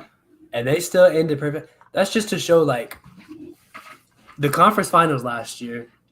On one side, Golden State and Miami were surprise hot starts. And Boston was a surprise slow start. So it's like Interesting. teams on either side could really end up going either way. It's possible. You know, like Milwaukee was a slow start. They turned it around. Boston was a slow start. They turned it around. But then last year, the Lakers really didn't. I guess you could say the Hawks did, but they still didn't get back to close to where they were the year before. And then hot starts, it's like the Warriors won the finals and the Heat made it to the conference finals. But Washington and Cleveland fell off a cliff. So it's like of the hot starts or the slow starts, it's like some are going to hold, some aren't, and you really don't have that much of a way to tell. But just like comparing it to a year ago, I think it's pretty interesting because I think the only teams that have really carried over both seasons on the same side is like the Cavs are now a second year in a row hot start, and the Lakers are a second year in a row slow start. Everything else is sort of completely different. That's interesting. That's a good article to bring up, man. Yeah, it is. And there were some teams like I mentioned the Timberwolves because I think they started like 4-9 last year or something like that. Yeah, it wasn't great. Yeah, ended up making the playoffs. So it's possible to turn it around. It's just you look at some of the teams that are struggling, and it's tough to have any type of faith in them right now, except for maybe the Warriors. Give me the Kings too. I've seen enough from them. They've also been screwed over by the refs in 2 3-point games out of 2 of their last 3. So Yes. Man, refs versus Sacramento, it's been the same my entire life, man. I was born in 2002, and that's something. Hey, man. Streets is saying my boy Harrison Barnes is looking like a shell of himself. yeah, he definitely is. Harrison Barnes, 0 points against the Warriors. Shades of the 2016 finals, man. Their wing play as a whole has not been great. Keegan Murray's been hit and miss. He's had some good games, but he's also had some stinkers on both ends. Come on, man. Don't do Keegan Murray. Hey, I'm just being objective, man. I want him to succeed, and he started well, but the last 2, 3, 4 games, not great. Objectivity allowed. He's such a likable rookie that you will not hear about that. You will not hear people. No, I'm not talking about it because personally, Keegan Murray is better than your favorite rookie unless your favorite rookie's Ben Mathurin. But give me Christian Coloco. Okay, all right. I understand. We all can have our biased picks, but I can tell you, Keegan Murray a year ago came to my city and absolutely cooked. And ever since then, I knew this man was a problem, and he is a problem. Oh, he better pick it up, man, because the Kings should be looking at what the Jazz are doing and be like, damn, that should be us. That should be us right now. Facts. Big facts. Sabonis has been getting a little bit more involved the last few games, which is good to see, but they definitely need a bit more from the guys around him and Fox. 19, 14, and 6 against the Warriors is a nice little stat line, man. But they let Steph Curry. De'Aaron gave up 47 points to Steph Curry is what he did. Which, I mean, I know it's hard to stop Steph Curry, but 47, 8, and 8, 0 turnovers is. That's one of the probably the toughest player to guard because it's like you're not guarding him on ball most of the game. Yeah, you're chasing for 24 seconds every possession. The cardio you gotta have, bro. One mistake, one late. Getting behind the screen too late. He's wide open draining the three. Yeah, the cardio you gotta have to match up with him on both sides. Obviously, he's not like the greatest defender in the world, although maybe a little bit underrated. Like, just to have to defend him and then go on the other side and play some high energy offense, like that is hell. That is hell. Yeah, that is tough. But credit to Fox. He has had a very good start. He's like by far having the best offensive season of his career and arguably probably the best defensive season of his career as well. So, I mean, his efficiency right now is absurd. I don't think it'll hold, but he has absurd efficiency right now. Hitting game winners from half court. Yeah, that was crazy from a guy who, until the last 20 or 30 games of last year, was not a good three-point shooter. And the Pacers are already better, man. Yeah, they're already better than they were last year. Looking like the Kings lost the trade, man. The Pacers are a better team than the Kings right now. Kings are about to turn it up, man. I see it coming, man. They're playing with confidence. It's just a couple close losses. Definitely. Just like with the Blazers, man. Like just small things can change those close losses to close wins. Yeah, definitely. I've liked what I've seen so far. Sure up a few things defensively, get a little bit more wing production, but Fox has been good. Sabonis is getting better. Kevin Huerter's looked really nice. He's getting to do more than catch and shoot, which is good to see. Yes. And Monk's been giving them good production off the bench too, so they look fine. Davion's had a few good games and a few stinkers, but that's still to be expected. All in all, he's still playing great on defense. So Malik Monk, bro, the Lakers could use him right now. Yeah, he's definitely could be of use, considering the savior Kendrick Nunn has not exactly been the savior, unfortunately. I just thought about this, man. Malik Monk and De'Aaron Fox were like college running buddies. Like those were like the top two guys out of Kentucky that year. Like that just clicked in my head that they got the band back together. I know this because Malik Monk gave us 47 in Vegas. Carolina gave us 47. And then he hit the game time shot in the Elite. I think it was Elite 8. But we ended up winning that game, so it's all good. I thought when they came into the draft, I was higher on Malik Monk than De'Aaron Fox. I'm not gonna lie. I loved Malik Monk coming out of college, man. Even when I found out he was 6'3", I'm like, still a fan. I'm like, yeah, 6'3" don't matter. De'Aaron Fox. Hey man, I'm just glad we're past that dad beef between him and Lonzo Ball. That was one of the funniest rookie narratives ever, where their dads were beefing, and every single time that the Lakers played the Kings, all of a sudden Lonzo was day to day. Wasn't there a beef between him and Marvin Bagley's dad too? Marvin Bagley's dad had beef with everybody, man. Marvin Bagley's dad was like the CEO of trying to get him out of Sacramento. Yeah, facts. It worked. That's what the Pistons are missing, man. They just need Bag to be back. It will help their bench, that's for sure. They need him back, and they need Burks back. But yeah, Sacramento could use Bagley, man. Their forward positions could use a little bit of depth, man. I don't know.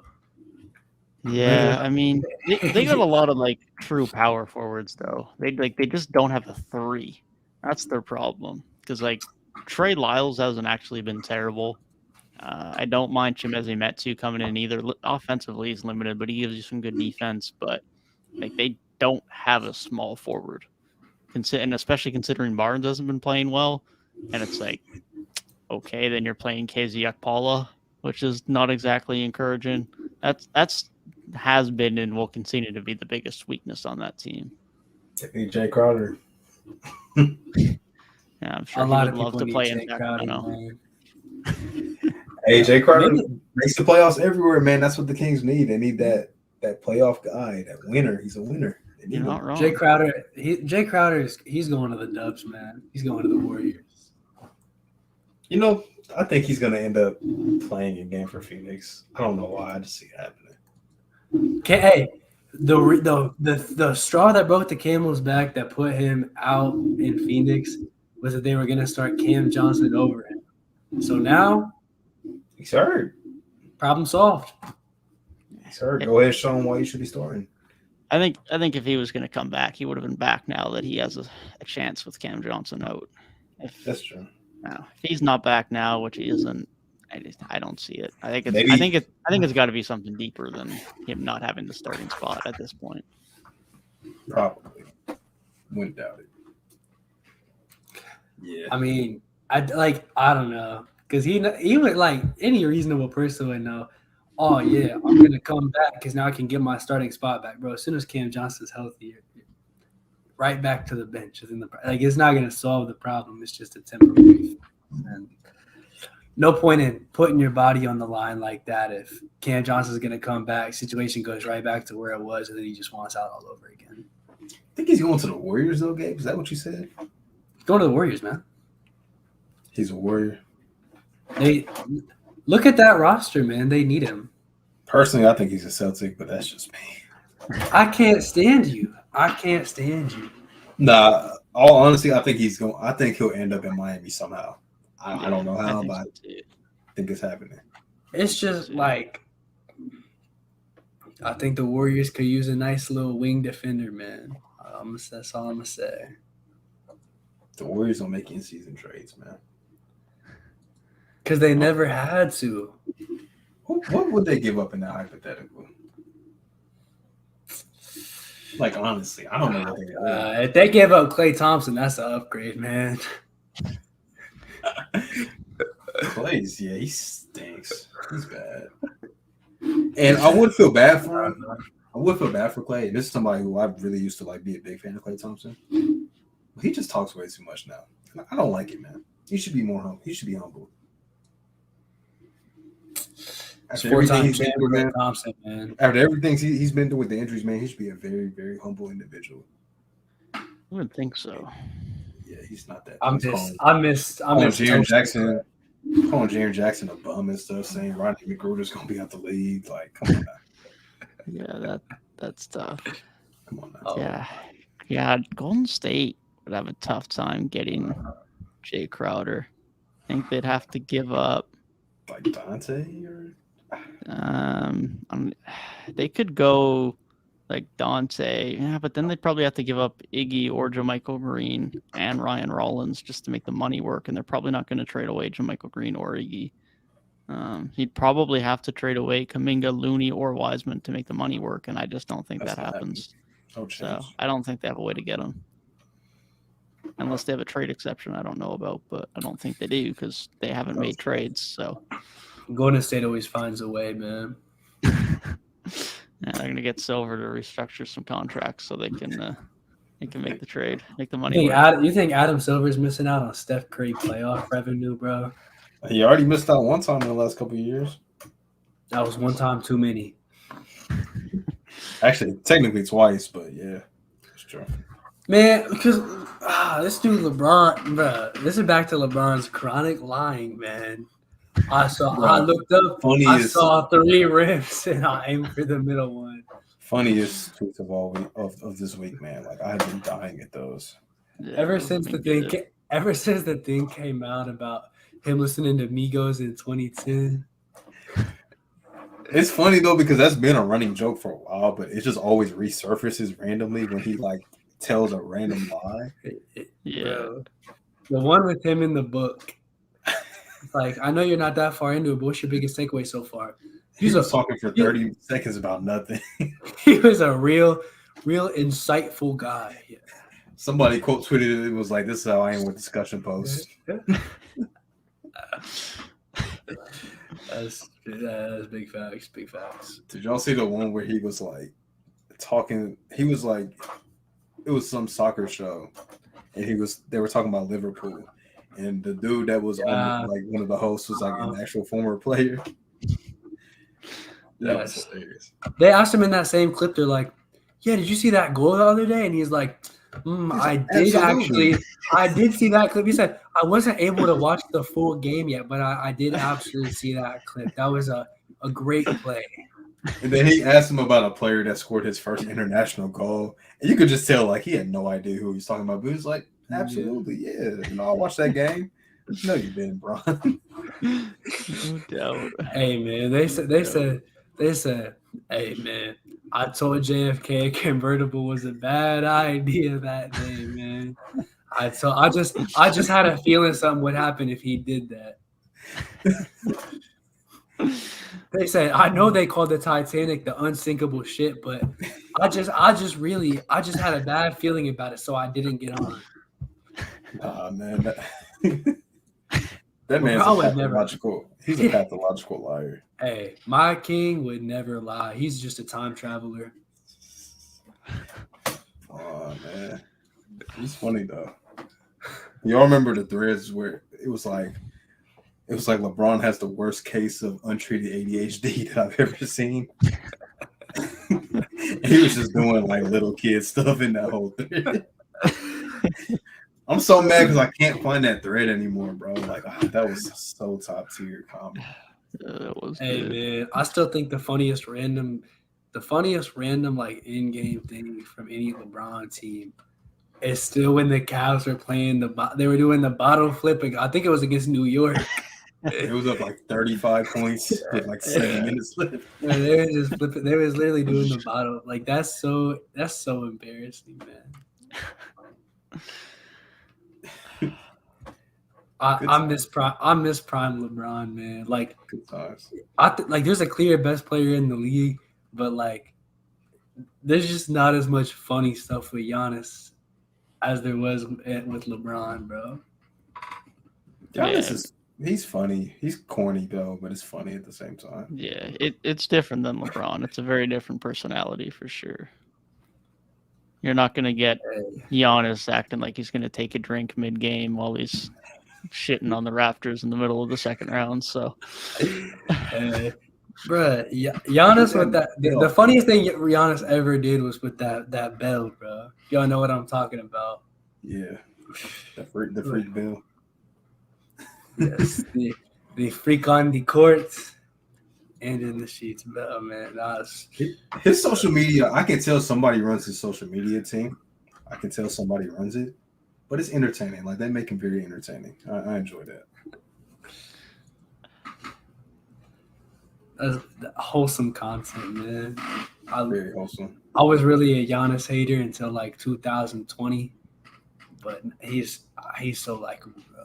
He's so likable. It's hard to not like the guy. Like, dude was sharing shoes with his brother when they were grown up playing basketball. Like, how can you hate on somebody like that? It's so sad because he's really gonna put up like 36, 12, and 5 without trying on your favorite team in a 30-point win, and you just got to be like, dang, but I really like that guy. It's tough. Like, I wish I was around in the 90s where it's just like my team loses to Jordan, and you're like, man, he's such a gambling addict, man. Jordan, he's in trouble with the mafia, man. I can't stand Michael Jordan, bro. He's such a dirty player off the court, man. I can't stand that guy. He's so giant ego punching his teammates in the face. Like, with Giannis, it's like, dang. I always sit back and wonder, like, was Jordan hated during that time, or is it just like portrayed like that now? Because when my dad talks about Jordan, he just says like he was just so amazing, like we had never seen anything like it, and that's how all the old heads talk about him. But like you get on social media and he's portrayed like he was damn near a villain while being the best player in the world. Probably because he was a villain to his own teammates. Probably didn't come out till later. Yeah, I mean that's the thing, right? Is it wasn't the social media era, so we don't know, but a lot of that stuff might not have come out until however many years later, right? So nowadays, if you never get away with that stuff without people knowing, but back then you could. Now in Detroit or New York, That man was probably hated. He's probably like the second most hated player in New York behind Reggie. Definitely the most hated man in Detroit. Probably the most hated man in Cleveland for a while. Most hated in Salt Lake. He probably doesn't have that much beef with like Portland, LA, or Phoenix. Probably not. There's probably some beef with Seattle too. I think there was like just because that Gary Payton, that two of the top guards of the era matchup. That's the thing. How like Michael Jordan really wasn't going like he really wasn't matching up with a lot of other teams' best players because most like teams' best players were big men. There wasn't really a lot of teams in the league whose best player was another shooting guard besides maybe like the Pacers and a couple others. The funniest part about The Last Dance is when Jordan said he was mad that they were comparing Clyde Drexler to him. Like, dude, that's a Hall of Fame player too. Like, why are you so mad about that? Yeah, facts. Clyde Drexler led his team to the finals. Hall of Famer, Just multi-time All-Star. Just a good coach by Jordan. Crazy gatekeeping, bro. Wild gatekeeping. I gotta watch The Last Dance again, man. That was such a good documentary. Definitely. The meme potential, bro. Like just the clip of like him looking at the iPad, and then of course the like, oh, then I took it personal. Like the meme content is crazy. So something with GOAT players and meme content, man. Because LeBron memes are also up there with the best of them.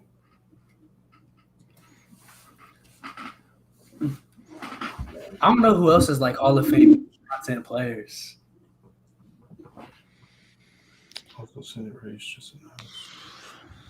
don't know. My bad. Honestly, KD's got some solid memes because the burner account and all that.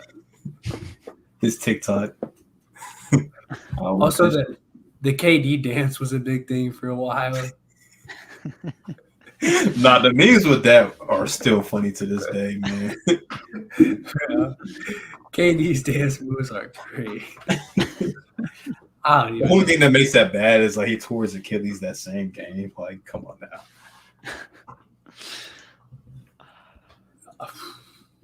Kawhi's memes are legendary. Yeah, Kawhi are pretty good. Kyle Lowry's just got the one. We all know the one. Come on now. I don't think there's any meme like LeBron though. Even like, I mean, Russell Westbrook has some solid memes for a minute, and like Paul George. Mostly people clowning them. I mean, Russell Westbrook with the media will always be like, Yeah, that's classic. That's really all I can think of for real. yeah. The more I think about it, we need more memeable players, bro. Grant Williams being Batman is bringing it back. He's such a goofball for that, bro. Such a clown. Grant Williams, that's gotta be the most likable player on the Celtics. Not gonna lie. Probably. Probably, yeah. Probably. Either him or the great Al Horford. Is Al Horford likable? I'd say he's probably pretty. I used to like really dislike him until he came to the Celtics personally. Which time? Before the first time. Okay, I was about to So say like when he was in Atlanta, I didn't really like him. I didn't really like Atlanta as a whole, personally. his first Boston stint, he was like a little overpaid, maybe sometimes a little underperformed given the money he was making. So I can see a little bit of frustration there. But this little second stint with the Celtics, he's like exactly what they need. Nah, once he got to Boston, I was a fan of him, but I'm just talking about before that. I wasn't really fond of Al Horford for some reason. It's crazy. Those Hawks teams are really making the playoffs for a decade straight with Al Horford and like Paul Millsap, bro. Jeff Teague. Jeff Teague, Kyle Korver, and DeMar Carroll. The one time the Raptors actually got a free agent, and then he just was never the same. Like I can't even think of like modern players on that level. Like when I look at like every playoff team last year, I'm like, I feel like every playoff team last year had players that are significantly better than anybody on that Hawks team or in that entire era. Yeah. I mean, we say that, but like Al Horford and Paul Millsap were borderline all-star players in their prime. So. Pretty much perennial every year. It seemed like they made the All-Star game. Yeah. So they weren't like the flashiest names, but they were good. Yeah, they just got stuff done, and Coach Bud was such a good coach in the regular season. Like they just got things done. Yeah. Hey, Yeah, man, definitely. Coach Bud is taking names this year. Bucks are going 81-1. One loss to Grant Williams. Just to lose to the Raptors defense in the second round, man. The Giannis wall is back.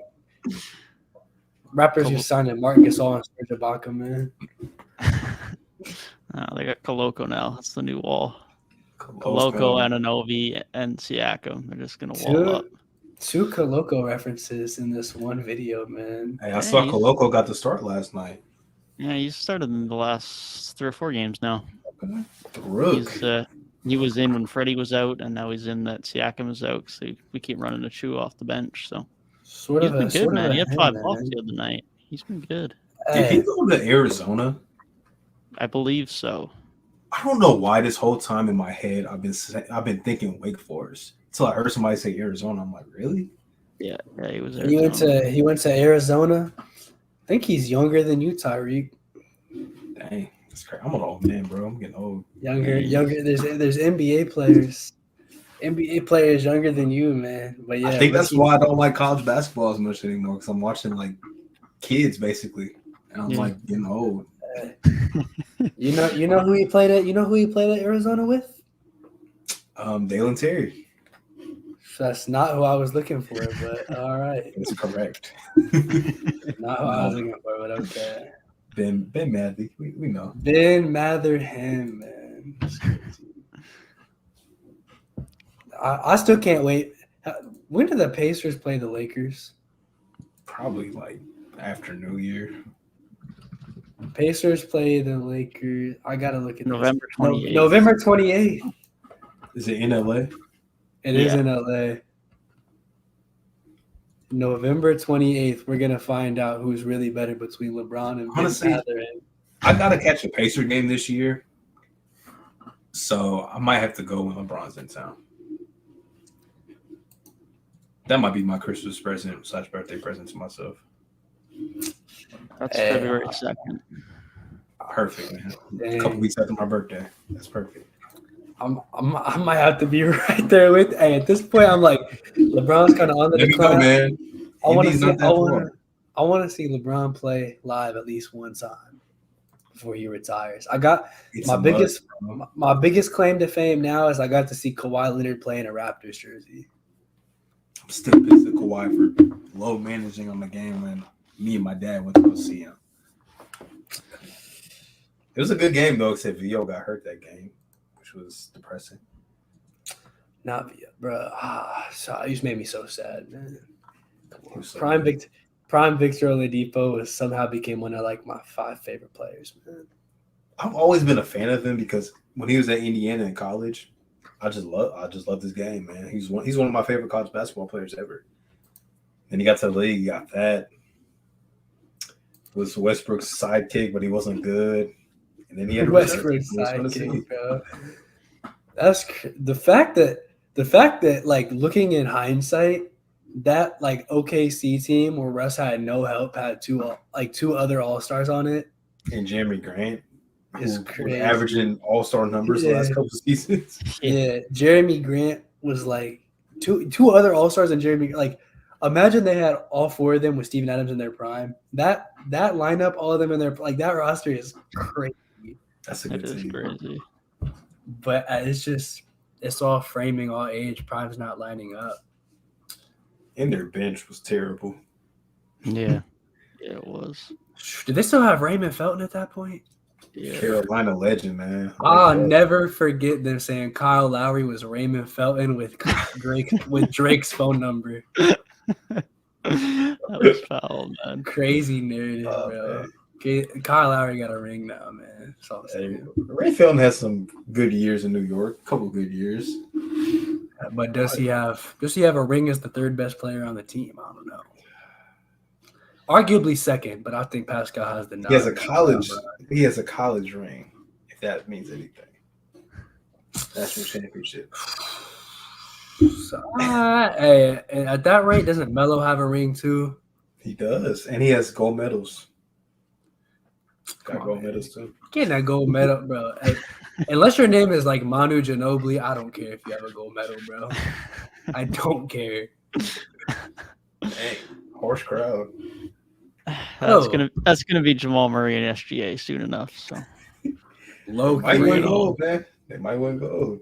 Probably gonna be Rudy Gobert, man. Rudy Gobert and Evan Fournier about to take one Rudy, home. Evan, and Victor going Wait a crazy. second. Wait a minute. Tony Parker comes back, maybe. Ben Mathurin, is that Ben Mathurin Canadian? Or am I I tripping? think so. Yeah, he is. Yeah, Oh, there's a Canada- lot of Can- good young Canadians. Canada's taking it home. Canada got some dogs. They just don't have Bro. any bigs. If they get Wiggs back, bro, it's over. All-star starter Andrew Wiggs. Yeah, Wiggs back would be nice, but Wiggs and SGA, FIBA. got Jamal, got probably- Matherin. But yeah, bigs are definitely lacking. It's like Olenek and Andrew Nicholson, and it falls off. What's the average Andrew height in Nicholson? Canada, man? I'm pretty sure he's still playing for us. Yeah. God, I've not heard that name since like 2K14. Bro. Oh, Bro, what, bro? Orlando Magic legend. legend. What's the average height in Canada, bro? Why do y'all have no big men? What college did he go to? Oh, we have Chris Boucher got to be the best center. Chris we got Boucher. Trey Lyles too. Is Kim Birch Canadian? Yeah, he's from Montreal. He's Kim like Birch the only and true Chris- center, but he's Kim smaller Birch than and Chris Olenek Boucher, is. the So. best y'all got, man. Yeah. St. Bonaventure legend Andrew Nicholson. That is crazy. That is insane. I don't think I've ever heard that in my life, bro. I'm gonna be so Bro. real with you right now. I only know it from 2K, to be honest. I watched him Had play to- live, and otherwise that's probably about it. Had to be a silver card in 2K14, my team. Literally, David, this who is, might this is like 2K14, bro. Like, this is like when the Magic were garbage. Like, this is like back then. Right. We That's- should get Dwight Andrew Powell. Nicholson, Forgot about Dwight Kyle O'Quinn was on that team. Like, oh my god. Kyle O'Quinn, bro. Like, Dude, young from- Crawford Dayton. Oh, The first random 2K player I remember like from playing 2K was playing 2K16, and like somebody would play as like that. I think it was Brooklyn with that garbage ass Brooklyn team, and they had Quincy AC, and we'd always call Quincy AC James Harden's dad because he had that thick ass beard. So we were like, bro, that's just James Harden's dad, bro. And Hey, what first college did he random go to? 2K player. I could not tell you, bro. You could give me 6 hints and I wouldn't be able to tell you. All I know is he's a Toronto Raptor legend. So that's all that matters. 6 hints, okay. Davion Mitchell played there too. Oh, That's all he I went to got. Baylor. Yeah, Why did bro. I got Those that wrong? That would have been those sick. Baylor teams back then were nice too. They were nice. Yeah, they were. Shout out to the Bears, man. Best Bears in American sports. Dang, Quincy AC. I think Perry Jones was on that team. Perry Jones is supposed to be the next KD. He was not. I don't know what you're talking about with the next KD, because the only next KD I know is Brazilian GOAT. A year away from being a year away. Brazilian League MVP, man. Stop playing with him. Never did Lakers check might if as well he ended sign up signing with someone. Yeah, he probably no helped that way. Lakers team. There's that. The Lakers could use Savior. the Nice. Lakers could In use Mexico. Bruno. Nice. He's playing in Mexico now. So there you go. He's doing the Shout out work. to him. He's playing. At least Oh, he's playing playing. for. He's in the G League for Mexico. Wait, there's a. Oh Mexico yeah, City it's G the, League oh yeah, team? that's the G League team for in Mexico City. Yeah, that's what it is. Okay, yeah, I did not know that there was a G League team in Mexico City, bro. yeah. I think last year was the first year, but yeah, 2021 to present. I want to know what his stats are. It doesn't show G League stats on Basketball Reference. That's sad. I honestly wouldn't mind, like, once I became washed, or maybe if I'm a young player that didn't pan out, just going overseas and becoming a legend. Yeah. Imagine, bro, if you have like a Stephon Marbury career, man, you just become a Chinese legend. Ain't nothing wrong with it. Jimmer Fredette dropping 70 in China, like, bro, You know how many people are in China? And Did y'all basketball is like a Did growing y'all see the thing. Like, video? Did y'all see the video of Taco? Like his highlights in China? Yeah. I heard that man is going crazy, which that makes sense. I feel like He was any doing league some besides crazy the NBA, you can get away with just being big. Yeah. Maybe for not sure. Eurobasket. Let me give respect to Eurobasket, But but definitely Euro, you definitely got to be good. Yeah. all them Euro They players can have like really be. solid fundamental games. Yeah. But yeah, there's definitely an argument for doing that. I mean, there's against a bunch of guys that played for my hometown hockey team in one of the developmental leagues for hockey right below the NHL that like they weren't quite good enough to go pro in North America, and they just go over and play in Europe for 5, 6, 7, 8 years and are like multi-time all-stars over there. There's a lot of guys that do that. Man, hey, people keep saying Victor's not going to pan out because they think he's going to be injury prone. Because I guess history shows any player that tall is like prone to injuries, and he's already like that skinnier build. And I'm like, man, It's fair. It's fair to have that like that thought process, but I mean, you gotta take a chance at some point. No, One exactly. of these big dudes are gonna pan out at some point. if Chet got taken number 2 with like the same issue, I think Victor will be just fine. Yeah. Yeah, I mean, even look at Embiid. I mean, Embiid slipped back to number 3 because of injury concerns, which were valid, but that pick has turned out pretty good, even though obviously team production hasn't been there, but that hasn't necessarily been because Joel's been bad. By far the best player in the draft. But I don't know, man. I think the guy who was taken number 1 in that draft was an all-star starter. So, Embiid is an MVP runner-up. And actually, but does he have a ring? Because the guy who was taken number 1 overall, You know, I have no rebuttal. He was in arguments because he carries Steph Curry, so I have no argument. he was in arguments for Finals MVP. So all I can say Should have is, won it, man. He should have won it. the number 2 spot got to be cursed, I guess. Yeah, Jabari Parker, man. Jabari Parker. Did he play anywhere after Boston? I remember him being in Boston struggling for minutes. Like he would like get buckets, but then give them up on the other end. I don't remember. You know what? I don't think so. No, he has not played an NBA game since then. I remember him playing on Christmas Day, and he got like 8 points, and he gave probably 18 back.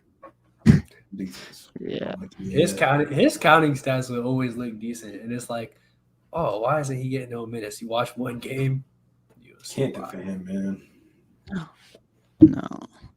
You can't be that young and that incapable of a defender, man.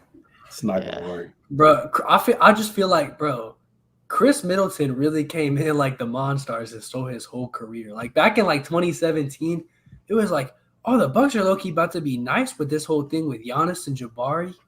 Like they got a nice little forward set going forward. Giannis might play a little bit of point, and they had this whole thing cooking up. Jabari gets injured. Chris Middleton just slides right in there, and it was wraps. Jabari was supposed to be in, man. It sucks. That's always one of those top 3 picks, man. I'm trying to think of like the last class. The closest is probably like maybe 2016. Because Ben Simmons is not playing the hottest right now, but then Brandon Ingram and Jaylen Brown, like that's a pretty solid top 3. Yeah. Where I think all 3 of them, like Ben Simmons was an all-star player. Like that draft class stunk. It's crazy that you say that like 2016 stunk, but that's like one of the only drafts where each of the top 3 is all-star. I mean, yeah, but Marquise Chris, Dragon Bender, Jamal Murray was in there. Wasn't DeJounte Murray in that draft class too? I think the last pick of the first round or something like that. Or so 4 all-stars at least, plus Siakam was in there as well. Siakam, so what? 5 all-stars plus Jamal Murray. I don't know if I can say that stinks. The lottery. There's some draft classes. The lottery definitely was not good. Sabonis as well was in there. Sabonis. Like some draft classes really produce like 2 all-stars max. Yeah, like 2010 was a bad draft class. 2010, what? Jamarcus Paul Cousins was an George. all-star. John Wall was an all-star. Wasn't PG. Gordon Hayward in that class? Gordon.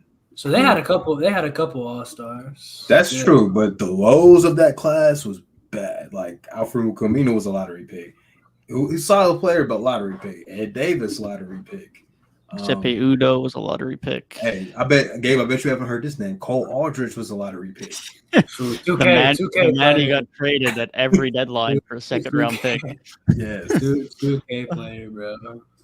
I forgot about Ekbe Udo. He was a lottery pick. Ooh. He was pick 2K 6. player. 2K Kevin Turner player. was number 2 pick, and he had a cool NBA career, but he wasn't anything to what people thought he was going to be. Evan Turner, man, Ohio State legend, bro. Wesley Johnson was a top 4 pick. Oh, Yeah. that was a bad class. Wesley Johnson, everybody knows his career highlight, man. Getting dropped by James Harden. I'll never forget, bro, because 2K, though, he was a dog. He was a dog bro, in 2K. Wesley Johnson, that Bleacher Report edit of that clip where James Harden crossed him and it did the little Fortnite beedoo, and he like went down. That's one of the coldest Bleacher Report edits of all time. Because that was like that was right in the prime of Fortnite. Like that shit was That was like peak Fortnite. Yeah. It's crazy. Yeah, the second round that year had a couple guys that helped it out a bit, but wasn't much. Hassan Whiteside was there, Lance Stevenson was there, and Nemanja Bjelica was there. Wasn't Devin Ebanks in there? Yeah, he was. Andrew Gowlock was in that draft class. How are you just coming up with these random players, Bro, that was the first NBA draft that I really watched. So I watched the entire thing and I just remember this stuff. I don't know why. I just remember it. Hey, sounds like I remember every second of that Taco Bell ad when Nikola Jokic was drafted, man. I was following him back in Serbia before he got drafted. I was telling everybody he was up next. I had a feeling. This just shows I don't really have much of a life. Like I just know these stuff. Like some nights when I can't sleep, I just randomly think of like random NBA players. Like I just be like, I wonder what happened to them. I just look them up. Yeah. You asked me what I've been college doing that Quincy AC went to, bro. If you watched basketball back then, you would have known that. I just forget. Like you're like 10 years younger than me. Hey, I didn't know. I'm 3 years, first of all. In basketball years, you're like 10 years younger. But I just found out that Desmond Bain went to TCU like yesterday. I can understand not knowing that though, because I didn't watch him a second at TCU, so I can understand that. Was not on my radar, man. When it comes to before the draft, Quincy, they either gotta be projected as a lottery pick, like top 10 pick, or they gotta be like playing in the Big Ten, or I'm not gonna know. So where did James Wiseman go? He went to Memphis. Okay. Oh man. Okay. Same school as Mikey Williams, man. Come on. They just commit there. Interesting. Somebody's My bad. got to keep it The up. Quincy AC one might have been that might have been too far. That's Over 10 years ago on a second round draft pick. I'm sorry. you brought him up, man. You brought him up. So I just had to say Oh, it. it's okay. Like that is a crazy statement. What college? Bro, just like, bro, you go back.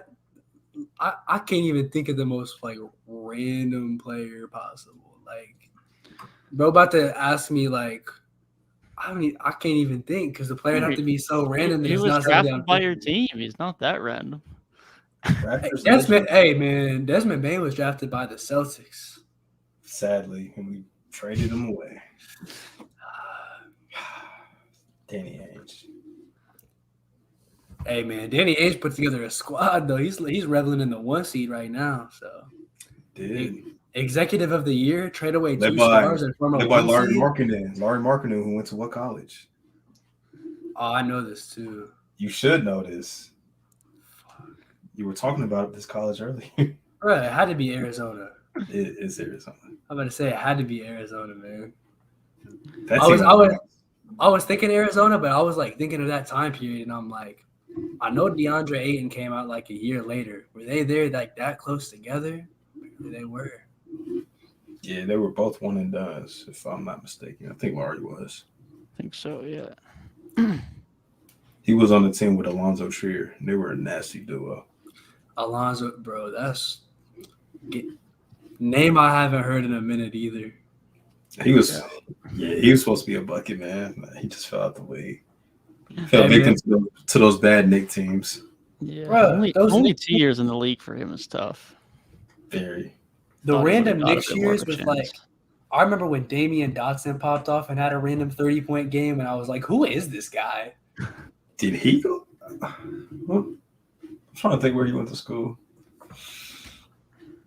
Something's telling me Arizona, but I don't think it is Arizona. That would be incorrect. Yeah. Is it a Big 12 school? That means nothing to me. He went to 2 schools. Pac-12. He was Pac-12, but then he was. He went to Oregon. Oregon. Yeah. He went to Oregon, and then he went to a school in the I think AAC. Houston. Same school. Yeah, Houston, Houston. This dude just does everything, man. Like once I said it wasn't Arizona, it just kind of like popped in my head. When I think of the AAC, I literally think of like Cincinnati because I'm from there, and then like Houston and Central Florida. Could not tell you one other team in that conference besides those 3. UConn used to be there. I think Memphis might be in there now. Isn't UConn like Big East or something? They might have went back to the Big East, I think. But I never know like basketball conferences. Like football, you have like the Power 5 and it's like pretty set. Yeah, basketball. But like half of like the basketball powerhouses don't play in like Gonzaga's in the Mountain West. Yeah. Like just random conferences. I feel like ACC is usually pretty solid. That's the best conference. Definitely biased, but that's the best conference. That's the SEC of basketball, man.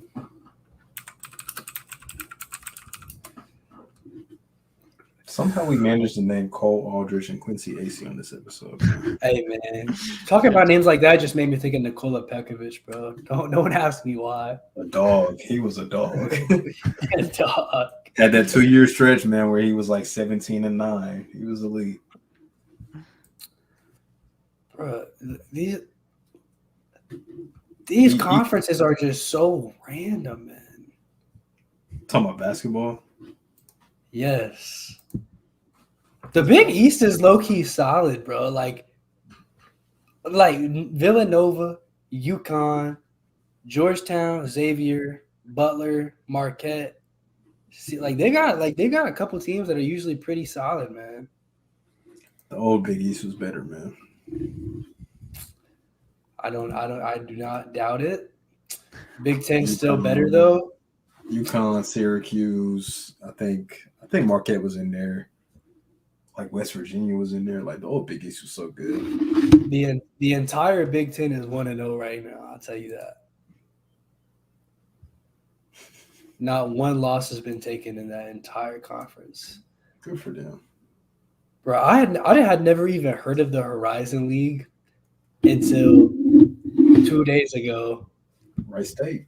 And now I know a couple of teams in there. I know, because at first we were talking about like Wright State, and I was like Horizon League, and then all of a sudden Ohio State was playing against Robert Morris, and it's like another Horizon team, and I'm like, where did this? I swear, I've never heard of that league in my life. It's like them two. I think like Green Bay is in there. Cleveland State might be in there. Green Bay, Cleveland State, Northern Kentucky. Northern Kentucky would be another one near me. IUPUI. They're about to shut down. Yeah, There's one NBA player. There's one NBA player that went to IUPUI. George Hill. Yes, sir. Oh, see, the knowledge is getting up there, man. So, some like conferences like Ivy League sports just feels wrong, bro. Ivy League, yeah. Like when I think of Ivy League, I'm like, bro, Just go to class. That's crazy. That's a crazy stereotype, bro. Only They can't be athletes. Nah, bro. Pick up a pencil, nerd. Come on, man. They got Jalen Lynn. They got Ryan Fitzpatrick. Both Harvard. None of the other schools got nobody, man. For the longest time, I thought Stanford was an Ivy League school. I'm not gonna lie to you. It took me I was probably 16 before I knew they weren't an Ivy League. They technically are, but they're just not. That makes sense. Academically, they probably are. Hey, man. Andrew Luck and Christian McCaffrey, bro. The Lopez twins. Hey. Tyrell Terry, who I don't think's in the I was being naming off random people, bro. These are Tyrell Terry just got drafted 2 years ago.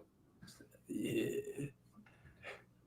Hey, man. In Ohio. I thought he was going to be steal, man. Yeah, that burned me. I thought he was going to be so good.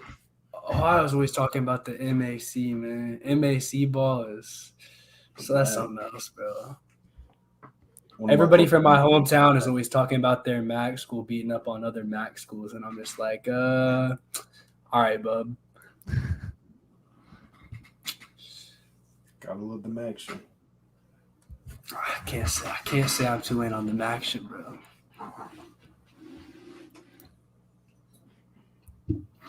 But if I had to root for a MAC team, I'm just thinking of random NBA players. Give me Miami of Ohio, man. If I'm rooting for a MAC team, just because my mom went there, I'll rep it. I can't think of anybody that went there, basketball wise. Might not be anybody personally. Probably nobody. Nobody that's worth it. Probably nobody. Hey, man, what we calling people worthless now? Come on, man. No, I'm just saying maybe somebody from the 50s. Maybe somebody from the 50s. Come on. Oh, so now 50s basketball sucks? It's kind of we've already been down that road. Hating on the old generation, bro. Hey, I'll say this: I haven't hated on old basketball in so long on this podcast. So that's true. I'm grown as a person. I mean, I've been saying Wilt Chamberlain's not in my top 10 for a minute, so. I think I always get in this same conversation of I don't make top 10 lists, bro. I don't rank players. Not all the time. No, I can't do all the time, bro.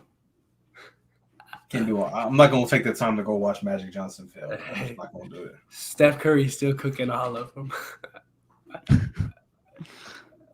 Yeah, if you play Steph Curry in the 80s, yeah, he would for sure. If you play Steph Curry in the 60s, they're burning that man for witchcraft, bro. I don't know what else to tell you. Raps. Yeah, they thought what Bob Cousy was doing was amazing. Imagine if they saw Steph and Kyrie come to the Imagine 60s. he starts dribbling with both hands. They wouldn't even know what to do with themselves. Hey, bro, bringing up Kyrie Irving on the podcast. That's crazy. I'm glad that we could get to 2 hours and 45 minutes into this episode before somebody said the name Kyrie Irving, bro. We said the Nets name one time, some Kevin Durant talk, and that's really it. We're ducking it, and I think we're gonna keep ducking it. Yeah, I don't really have an opinion personally. I think it's something that you can keep ducking and just let it play out. Yeah. I'm just not.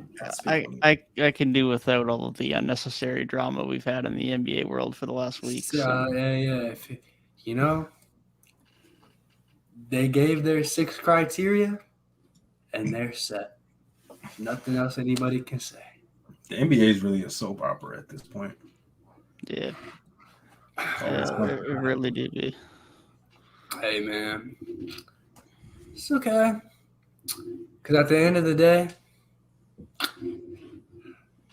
the Clippers are still going to be the 1 seed. I got to circle back to the beginning of the episode. So what's they're the main Paul George character. go to, Gabe? Come on, bro. Fresno State. So you know that, but you don't know Quincy Acey who went to a big What is this dude saying right now, bro? What school did Reggie Jackson go to, Mr. Clipper fan?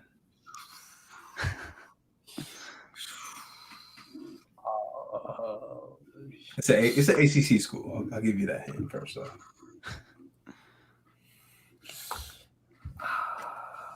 Go ahead, look up the standings if you need to. Man. I'm gonna look up the ACC, and I'm still gonna give you the wrong answer. Boston College. Yeah. Did you just guess, or did you actually like notice? I saw Boston College, and I'm like, oh yeah, he's like one of the only players from there. So it clicked, jog my memory. The only other player I can think of from there is like Jared Dudley and Jerome Robinson out of all people. Is Jared Dudley even in the league anymore? No way. Nah, I think he's coaching. I think. It's probably a good transition, man. That was on court coach when he was on Brooklyn, man. He seems like a coach. Jared Dudley versus Ben Simmons was the last great NBA rivalry. It's always Philly, bro, because Embiid and Cat and Embiid and Drummond had a good rivalry going for a minute, too.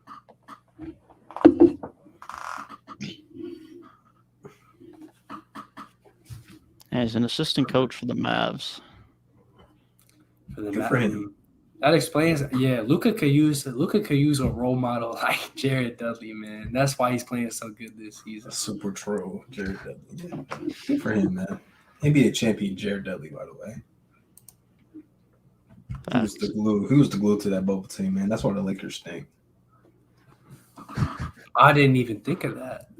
That's so true. Him and Dwight Howard really carried the load, man. Did Dwight just sign to a Chinese team? Yeah, he did. I thought it was Taiwan. Oh, it might have been. Maybe it was Taiwan. Oh wait. Depending on who you ask. That was Taiwan. Depending on who you ask, that might still be China. So. Yeah. Asian basketball. Yeah. All Taiwan's T1 basketball league. That's kind of surprising. But I thought Dwight Howard was gonna either play in the NBA or he was gonna debut on Monday Night Raw, bro. Like, I thought he was going to WWE after he retired. I'd rather have him than Noah Vonleh, personally. That's just me, though. Fair. I can't stand Noah Vonleh minutes. I can't wait till Rob Williams gets back. Hey man, Dwight Howard, that's championship pedigree, bro. It's great. He really saved his whole legacy with the Lakers, man. Like, his first stint on the Lakers was probably his lowest, and his second stint on the Lakers was I can't say his highest because Orlando Dwight was top 5 player in the league damn near, but got the job done, man. Impactful player on that roster. Yeah, big Dwight fan. All right, Joe, we're almost 3 hours into this. I think we need to call this wraps. Oh, yeah. Yeah, definitely. Talking about Cole Aldridge and Ekpe Udoh and stuff like that. we can save the other draft classes for another episode. Facts. Next week, ranking every draft class by only the second round. This might be a TikTok. Tyrik naming random NBA players for 10 minutes. That's some next off-season material right there. That's for sure. We appreciate you guys for tuning in to another week of the 3 Point Weekly podcast. If you did enjoy the video, be sure to leave a like down below and subscribe to the channel for more content through the following weeks. And be sure to leave your thoughts down in the comments below on this year's surprise teams to begin the season. And be sure to check us out on TikTok as well at 3 Point Weekly over there as well, as we continue to push out more content over there. Appreciate you guys for tuning in, and I'll see you guys next week. Peace. Peace.